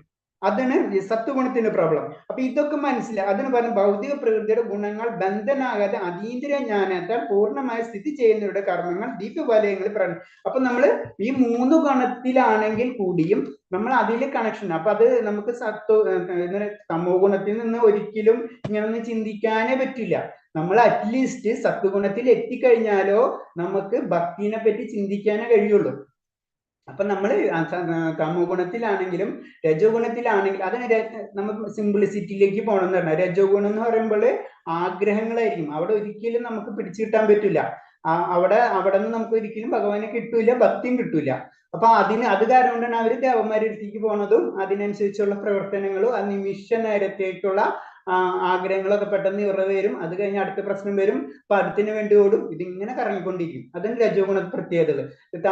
സത്വഗുണത്തിലാവുമ്പോഴേക്കും കാര്യങ്ങൾ മനസ്സിലായി കഴിഞ്ഞ് അപ്പൊ അതിനനുസരിച്ചുള്ള കാര്യങ്ങൾ ചെയ്യും. പക്ഷെ അവരവിടെ സ്റ്റോപ്പ് ആയി പോകും. അങ്ങനെ സ്റ്റോപ്പ് ആവരുത്, അവര് മുന്നിലേക്ക് ഉയരണം. അതിന് പറഞ്ഞു. അങ്ങനെ ചെയ്യുമ്പോൾ അവരെ കർമ്മങ്ങൾ ദിവ്യതയിൽ വലയം ചെയ്യുന്നു പറഞ്ഞു. അപ്പൊ അത് നല്ല കാര്യങ്ങളായിരിക്കും. അപ്പൊ അത്രയും സിംപ്ലിസിറ്റിയിൽ വരുമ്പോൾ അവരെല്ലാ കർമ്മങ്ങളും എന്തായിരിക്കും, അവർ നല്ലത് ചിന്തിക്കും, നല്ലത് പ്രവർത്തിക്കും. അങ്ങനെ നല്ലത് പ്രവർത്തിച്ചു കഴിഞ്ഞാൽ ഭഗവാൻ ഏറ്റവും നല്ലതാണ്. അപ്പൊ ഭഗവാനിലേക്ക് എത്തണമെങ്കിൽ നമ്മൾ നല്ലതാണ്, അല്ലാണ്ട് നമ്മൾ എത്തില്ല. അതാണ് ഈ ശ്ലോകത്തിൽ ക്ലിയർ കട്ട് ഭഗവാൻ പറഞ്ഞു തരുന്നത്. അടുത്ത 24 ബ്രഹ്മാർപ്പണം ബ്രഹ്മഹവിൻ ബ്രഹ്മാഗ്നാ ബ്രഹ്മണാഹുതം ബ്രഹ്മൈവ തേന ഗദ്ദിവ്യം ബ്രഹ്മകർമ്മ സമാധിന. കൃഷ്ണാവോധത്തിൽ മുഴുകിയ ഒരാൾ ആധ്യാത്മിക പ്രവർത്തനത്തിൽ സ്വയം സമർപ്പണം ചെയ്തുകൊണ്ട് നിശ്ചയമായി ആത്മീയ ലോകത്തിൽ എത്തിച്ചേരും. അങ്ങനെയുള്ള യജ്ഞത്തിൽ ഹവിസും ജ്ഞാനാഗ്നിയും രണ്ടും ആത്മീയ സ്വഭാവമുള്ളവയാണ്. അപ്പൊ നമ്മള് കൃഷ്ണാവബോധത്തിൽ മുഴുകിയ ഒരാൾ ആധ്യാത്മിക പ്രവർത്തനങ്ങളിൽ സ്വയം സമർപ്പണം ചെയ്തുകൊണ്ട് നിശ്ചയമായി ആത്മീയ ലോകത്തിൽ എത്തിച്ചേരാം. അപ്പൊ ഭഗവാൻ പറയുന്നു, നമ്മൾ പറയുന്നത് പതുക്കെ പതുക്കെ ഭഗവാൻ കാര്യത്തിലേക്ക് കൊണ്ടുവരുന്നു. അതായത് നമ്മൾ ഇങ്ങനത്തെ കാര്യം ചെയ്ത് വളരെ സത്യഗുണത്തിലേക്ക് പതുക്കെ ഉയർന്ന്, അതേപോലെ തന്നെ സത്യഗുണത്തിൽ ഉയർന്നു കഴിഞ്ഞാൽ നമ്മളെ വിചാരങ്ങളൊക്കെ നിർത്തി പതുക്കെ നമ്മൾ ഉയർന്നു കഴിഞ്ഞ് പിന്നെ നമ്മൾ എന്താ ചെയ്യേണ്ടത്, ഭക്തിയിലേക്ക് പതുക്കെ ഉയരണം. അതെന്ന് പറഞ്ഞാൽ സ്വയം ഭക്തി എന്ന് പറഞ്ഞാൽ ആധ്യാത്മിക പ്രവർത്തനത്തിൽ സ്വയം സമർപ്പണം ചെയ്യാം. അപ്പൊ അത് ഭക്തിയിലേക്ക് ചെയ്യുമ്പോൾ അതിൽ നമ്മൾ സാധനക്രമങ്ങളൊക്കെ നമ്മൾ പറയണത്, ആ സാധനക്രമങ്ങളൊക്കെ പതുക്കെ പതുക്കെ നമ്മൾ ഉയർത്തി ചെയ്ത് കഴിഞ്ഞു കഴിഞ്ഞാല് അങ്ങനെയുള്ള യജ്ഞത്തിൽ ഹവിസും ജ്ഞാനാഗ്നിയും രണ്ട് ആത്മീയ സ്വഭാവങ്ങളെ വരുന്നു പറയുന്നത്. അത് ഹവിസും യജ്ഞാഗ്നി എന്ന് പറഞ്ഞത് മനസ്സും ശരീരവും ഒന്നാകുന്നു. അങ്ങനെ നമ്മൾ മനസ്സിലാക്കേണ്ടത്. മനസ്സും ശരീരവും നമ്മൾ ഒന്നാവേണ്ട അവസ്ഥയിലേക്ക് വരും. ഭഗവാന്റെ ശരീരവും മനസ്സും ഒന്നാണ്, അല്ലെ? അപ്പൊ അതിന് ആത്മീയ എന്ന് പറഞ്ഞതിന് ഭഗവാൻ ഫുൾ ആത്മീയ ശരീരം, നമ്മളും ആ ലെവലിലേക്ക് നമ്മൾ വരും. അതിന് പറഞ്ഞത് ഹവിസും ജ്ഞാനാഗ്നിയും രണ്ട് ആത്മീയ സ്വഭാവത്തിലേക്ക് ഉയരണം. അതാണ് ഇതില് പറയണം. കാരണം അതായത് ഇൻഡയറക്റ്റ് ആയിട്ട് പറഞ്ഞു കഴിഞ്ഞാൽ ഭൗതികതയിൽ നിന്ന് നമ്മൾ മാറണം. കാരണം ഭൗതികയിൽ നിന്നിട്ട് നമുക്ക് ആത്മീയത കിട്ടൂല. ശരിക്കും പറഞ്ഞു കഴിഞ്ഞാൽ സാധാരണ ഭാഷയിൽ പറഞ്ഞു കഴിഞ്ഞാല് പെട്രോളും വെള്ളം പോലെ തന്നെ, ഇത് രണ്ടും യോജിക്കില്ല. പക്ഷെ കാണുമ്പോൾ രണ്ടും വെള്ളമാണ്, പക്ഷെ രണ്ടും രണ്ടാണ്. അതാണ് ശരിക്കും. അപ്പൊ ഇതിന്ന് മാറണം. ഇത് രണ്ടും കൂടെ ഒരിക്കലും മിക്സ് ആയി കഴിഞ്ഞാൽ പറ്റില്ല. ആത്മീയത വേറെ, ഭൗതികത വേറെ. ഭൗതികതയിലുള്ളതാണ് ദേവന്മാർ, ആത്മീയതയിലുള്ളതാണ് ഭഗവാൻ. അപ്പൊ അതിന്ന് മാറിക്കഴിഞ്ഞാലോ നമുക്ക് ഭഗവാനിലേക്ക് കണക്ട് ചെയ്യാൻ പറ്റുള്ളൂ. അതാണ് ആത്മീയത. അതാണ് ഇതിൽ പറഞ്ഞത്. അത് നമ്മൾ ചെയ്യണം. ഫസ്റ്റ് പതുക്കെ ഉയർന്ന് പിന്നെ നമ്മൾ നെക്സ്റ്റ് സ്റ്റെപ്പിലേക്ക് നമ്മൾ മാറണം.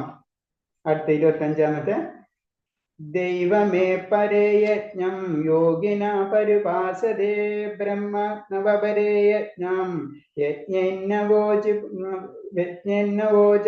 ജുഹദീം.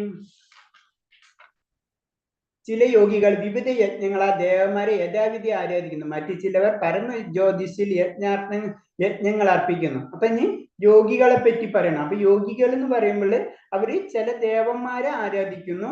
പിന്നെ ചിലരെന്താ ചെയ്യുന്നത്, ബ്രഹ്മതേജസ്, നമുക്കറിയാം ബ്രഹ്മതേജസ് അറിയാലല്ലേ, ബ്രഹ്മതേജസ്സിനെ എത്തിപ്പെടാൻ വേണ്ടി അവര് ശ്രമിക്കും. അപ്പൊ അതിനാണ് ഇതിൽ തന്നെ പല സെക്ഷൻസ് ഉണ്ട്. ഭഗവാനിലേക്ക് എത്തേണ്ട ആ വഴി നോക്കണമെങ്കിൽ തന്നെ നമ്മളിപ്പോ ഇവിടെ നിന്ന് നമ്മളൊരു ടൂർ പോകണമെന്ന് വെച്ചാൽ, എക്സാമ്പിൾ നമ്മൾ ആദ്യം ജമ്മു കാശ്മീരിലേക്ക് ടൂർ പോകണമെന്ന് വെച്ച് കഴിഞ്ഞാൽ നമുക്ക് വേണമെങ്കിൽ ട്രിവാൻഡ്രത്തിൽ പോയി അവിടുത്തെ കാര്യങ്ങൾ കണ്ട്, പിന്നെ നമുക്ക് തിരുപ്പതി പോയി അവിടുത്തെ കാര്യങ്ങൾ കണ്ട് അങ്ങനെ കണ്ടു പോവാം എന്ന് പറഞ്ഞപ്പോൾ തന്നെ ഭക്തിയിലും പല പല ഏരിയസ് ഉണ്ട്. ചിലവർ അവിടെ നിൽക്കും.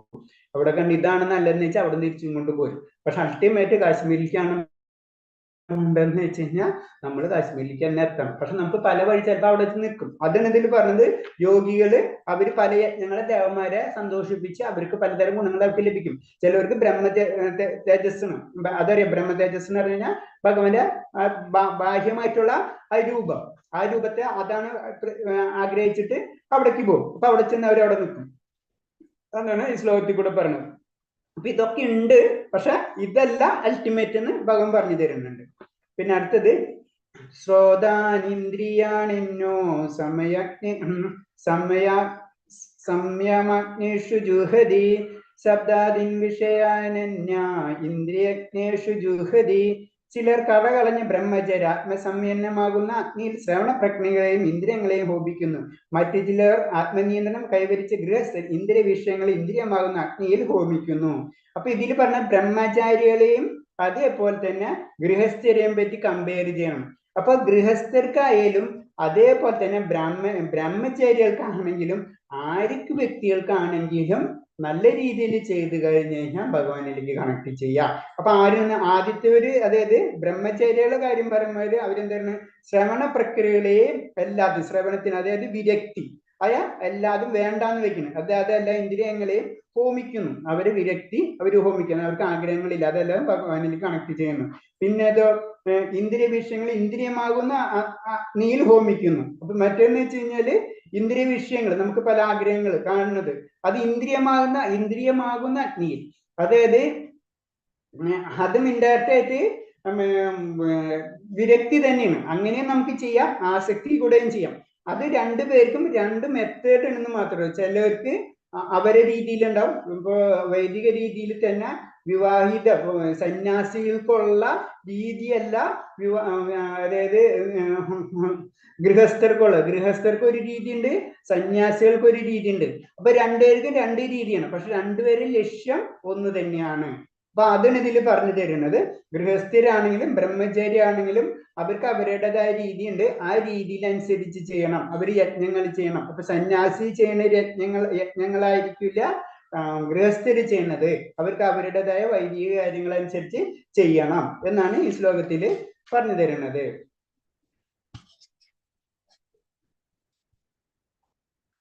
ഇതുകൊണ്ട് വെച്ചിട്ട് നിർത്താം. സർവേണിന്ദ്രിയാണി കർമാണി പ്രാണകർമാണി ചാപരേ ആത്മസംയന്യയോഗജ്ഞോ ജുഹതി ജ്ഞാനദീപതേ. ആത്മസാക്ഷാത്കാരം നേടുന്നതിൽ താല്പര്യം മറ്റു ചിലർ ഇന്ദ്രിയങ്ങളുടെയും മനസ്സിന്റെയും നിയന്ത്രണത്തിലൂടെ എല്ലാ ഇന്ദ്രിയ പ്രവർത്തനങ്ങളെയും പ്രാണപ്രവർത്തനങ്ങളെയും നിയന്ത്രിതമായ മനസ്സാകുന്ന അഗ്നിയിൽ ഹോമിക്കുന്നു. അപ്പൊ ഇത് അടുത്ത സെക്ഷൻ. പല ടൈപ്പ് ഉണ്ട്, നമുക്ക് പറഞ്ഞില്ല, പല വ്യക്തികൾക്കും പല രീതിയിൽ ആത്മസാക്ഷാത്കാരം നടത്താം. അപ്പൊ അതിന് ആത്മസാക്ഷാത്കാരം നേടുന്നത് താല്പര്യമല്ല മറ്റു ചിലർ എന്ന് പറഞ്ഞു. അപ്പൊ പല രീതിയിലും നമുക്ക് ആത്മസാക്ഷാത്കാരത്തിലേക്ക് കടക്കാം എന്നാണ് ഇതിൽ പറഞ്ഞു തരുന്നത്. ഇത് വേറൊരു ടൈപ്പ്. മറ്റേത് ഗൃഹസ്ഥരുണ്ട്, സന്യാസിണ്ട്, അത് വേറെ. പിന്നെ അതേപോലെ തന്നെ ഇതും വിട്ടിട്ട് പല രീതിയിൽ നമുക്ക് ചിന്തിക്കാം. അഷ്ടാംഗ യോഗ അങ്ങനത്തെ പല യോഗാഭ്യാസങ്ങൾ ഉണ്ട് അല്ലെ. അത് ഇപ്പൊ സന്യാസം എന്ന് പറഞ്ഞ് വേറെ. ഇപ്പൊ സന്യാസത്തിന് തന്നെ കുറെ സെക്ഷൻസ് ഉണ്ട്. അപ്പൊ അതൊക്കെയാണ് ഇതിൽ പറഞ്ഞു തരുന്നത്. അപ്പൊ 27 വെച്ചിട്ട് നമുക്ക് നിർത്താം. ഇതിൽ എന്തെങ്കിലും സംശയം ഉണ്ടെങ്കിൽ ചോദിക്കാം. പിന്നെ ഒരു കാര്യം തീർച്ചയായിട്ടും ഭഗവാന്റെ ഇത് ആരതി എന്തായാലും എല്ലാവരും ചെയ്യണം, കൺഫേം. അതിനൊരു എക്സ്ക്യൂസ് ഇല്ല. പിന്നെ എന്തെങ്കിലും പോയിന്റ്സ് ഇപ്പൊ ഇന്ന് ക്ലാസ് എടുത്തതിൽ എന്തെങ്കിലും പോയിന്റ്സ് ഉണ്ടെങ്കിൽ പറയാം. 27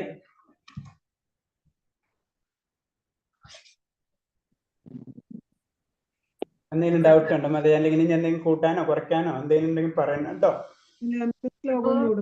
ആ 14 അല്ല 13 ഹരേഷ് മാതാജി. എന്താ പറഞ്ഞാജി പറഞ്ഞത്? പ്രഭു, ഞാൻ ഓഫീസിലിരുന്ന ആ ക്ലാസ് കേൾക്കുന്നേ. അപ്പൊ ആരതി എടുക്കാന് എന്താ ഞാൻ ഓഫീസിലിരുന്നായിരുന്നു ക്ലാസ് കേൾക്കുന്നതേ. അപ്പൊ എനിക്ക് ആരതി എടുക്കാൻ ബുദ്ധിമുട്ടായിരുന്നു. ആദ്യം എടുക്കാന്ന് വെച്ച് കഴിഞ്ഞാൽ മനസ്സിലായില്ല. ആരതി എടുക്കാൻ പറഞ്ഞേ. ആരതി എടുക്കാം, അത് കുഴപ്പമില്ല മാതാജി. വൈകിട്ട് വന്നിട്ട് എന്തായാലും ആരതി ചെയ്യണം. വൈകിട്ടും രാവിലെയും ചെയ്യാൻ മതി. അത് കുഴപ്പമില്ല. കാലത്തും വൈകിട്ടും നമ്മൾ ഭഗവാനെ ഈ മാസം ഒരു ഒരു എക്സ്ക്യൂസും ഇല്ല ഭഗവാനെ ചെയ്തിന്. കാരണം നമുക്ക് കിട്ടണ നമുക്ക് ജീവിതം വളരെ കുറച്ചുള്ളൂ. ഇപ്പൊ ഒരു വർഷത്തിൽ ഒരു പ്രാവശ്യമാണ് ഒരു മാസം വരുന്നത് നമുക്ക്. അപ്പൊ അത്രയാണ് നമ്മൾ ചെയ്യുന്നത്. കൂടി വന്നു കഴിഞ്ഞാൽ നമ്മൾ എത്ര വർഷം ഭഗവാൻ തരും നമുക്കറിയില്ല. അപ്പൊ ഇതെന്തായാലും ചെയ്യണം. എനിക്ക് അത് മാത്രമേ പറയാനുള്ളൂ ഈ മാസത്തിനെ പറ്റി. പിന്നെ ഡീറ്റെയിൽ ആയിട്ട് ക്ലാസ്സും കാര്യങ്ങളൊക്കെ നിങ്ങൾക്ക് തരും. അതിന് ഇമ്പോർട്ടൻസ് ഒക്കെ അതൊക്കെ ചെയ്യാം. പിന്നെ എന്തെങ്കിലും പോയിന്റ്സ് ഉണ്ടെങ്കിൽ പറയാം. രേഷ്ണ, ഒരു സംശയം ചോദിച്ചോട്ടെ? നമുക്ക് ഈ തുളസിമാല സ്ത്രീകൾക്ക് സ്ഥിരം യൂസ് ചെയ്യാൻ പറ്റുമോ? ശരിക്കും മാതാജി അത് പറയുന്നത് വെച്ച് കഴിഞ്ഞാല് തുളസിമാല ശരിക്കും നമുക്ക് ടച്ച് ചെയ്യണമെങ്കിൽ അത്രയും നമുക്ക് പ്യൂരിറ്റി വന്നിട്ട് വേണമെന്നാ പറയാം. അതെ. പ്യൂരിറ്റി, ഏറ്റവും കൂടുതൽ പ്യൂരിറ്റി ഉള്ളതാണ് തുളസിമാല. അപ്പോ അത് പല ടൈംസിലും നമുക്ക് പല രീതിയിലും ചിന്തിക്കാം. കാരണം എന്ന് വെച്ച് കഴിഞ്ഞാല് തുളസി അത്രയും പ്യൂർ ഉള്ള കാരണം കൊണ്ട് നമ്മൾ അത്രയും പ്യൂർ ആയിരിക്കണം. അപ്പൊ നമ്മൾ മാക്സിമം പ്യൂർ ചെയ്യാൻ വേണ്ടി നമ്മൾ ശ്രമിക്കും തുളസി ഇടുമ്പോ. നമുക്ക് അങ്ങനെ ചിന്തിക്കാം. മനസ്സിലായില്ലേ? എനിക്ക് അങ്ങനെ തോന്നിയിട്ടുണ്ട്, അതാ ഞാൻ ചോദിച്ചത്.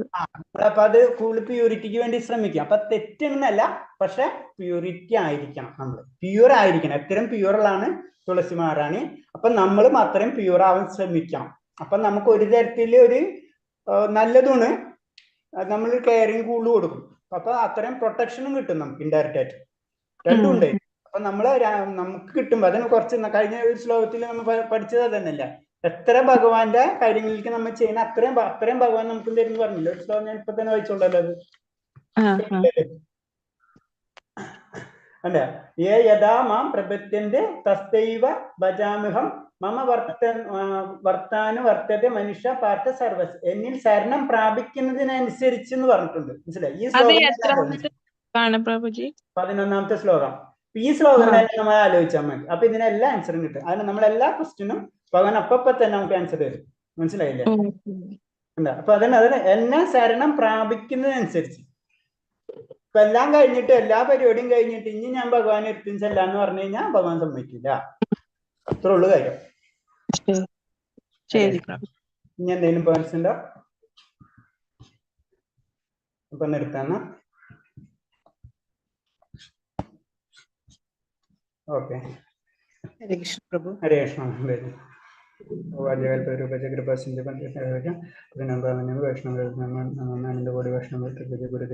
ഹരേ കൃഷ്ണ കൃഷ്ണ കൃഷ്ണ ഹരേ. അപ്പൊ എല്ലാവർക്കും ഹരേ കൃഷ്ണ. അപ്പൊ നാളെ തൊട്ട് ക്ലാസ് ആണ്. Thank you. മതി ക്ലോസ് ചെയ്യട്ടെ. ഹരേ കൃഷ്ണ. ഓക്കെ.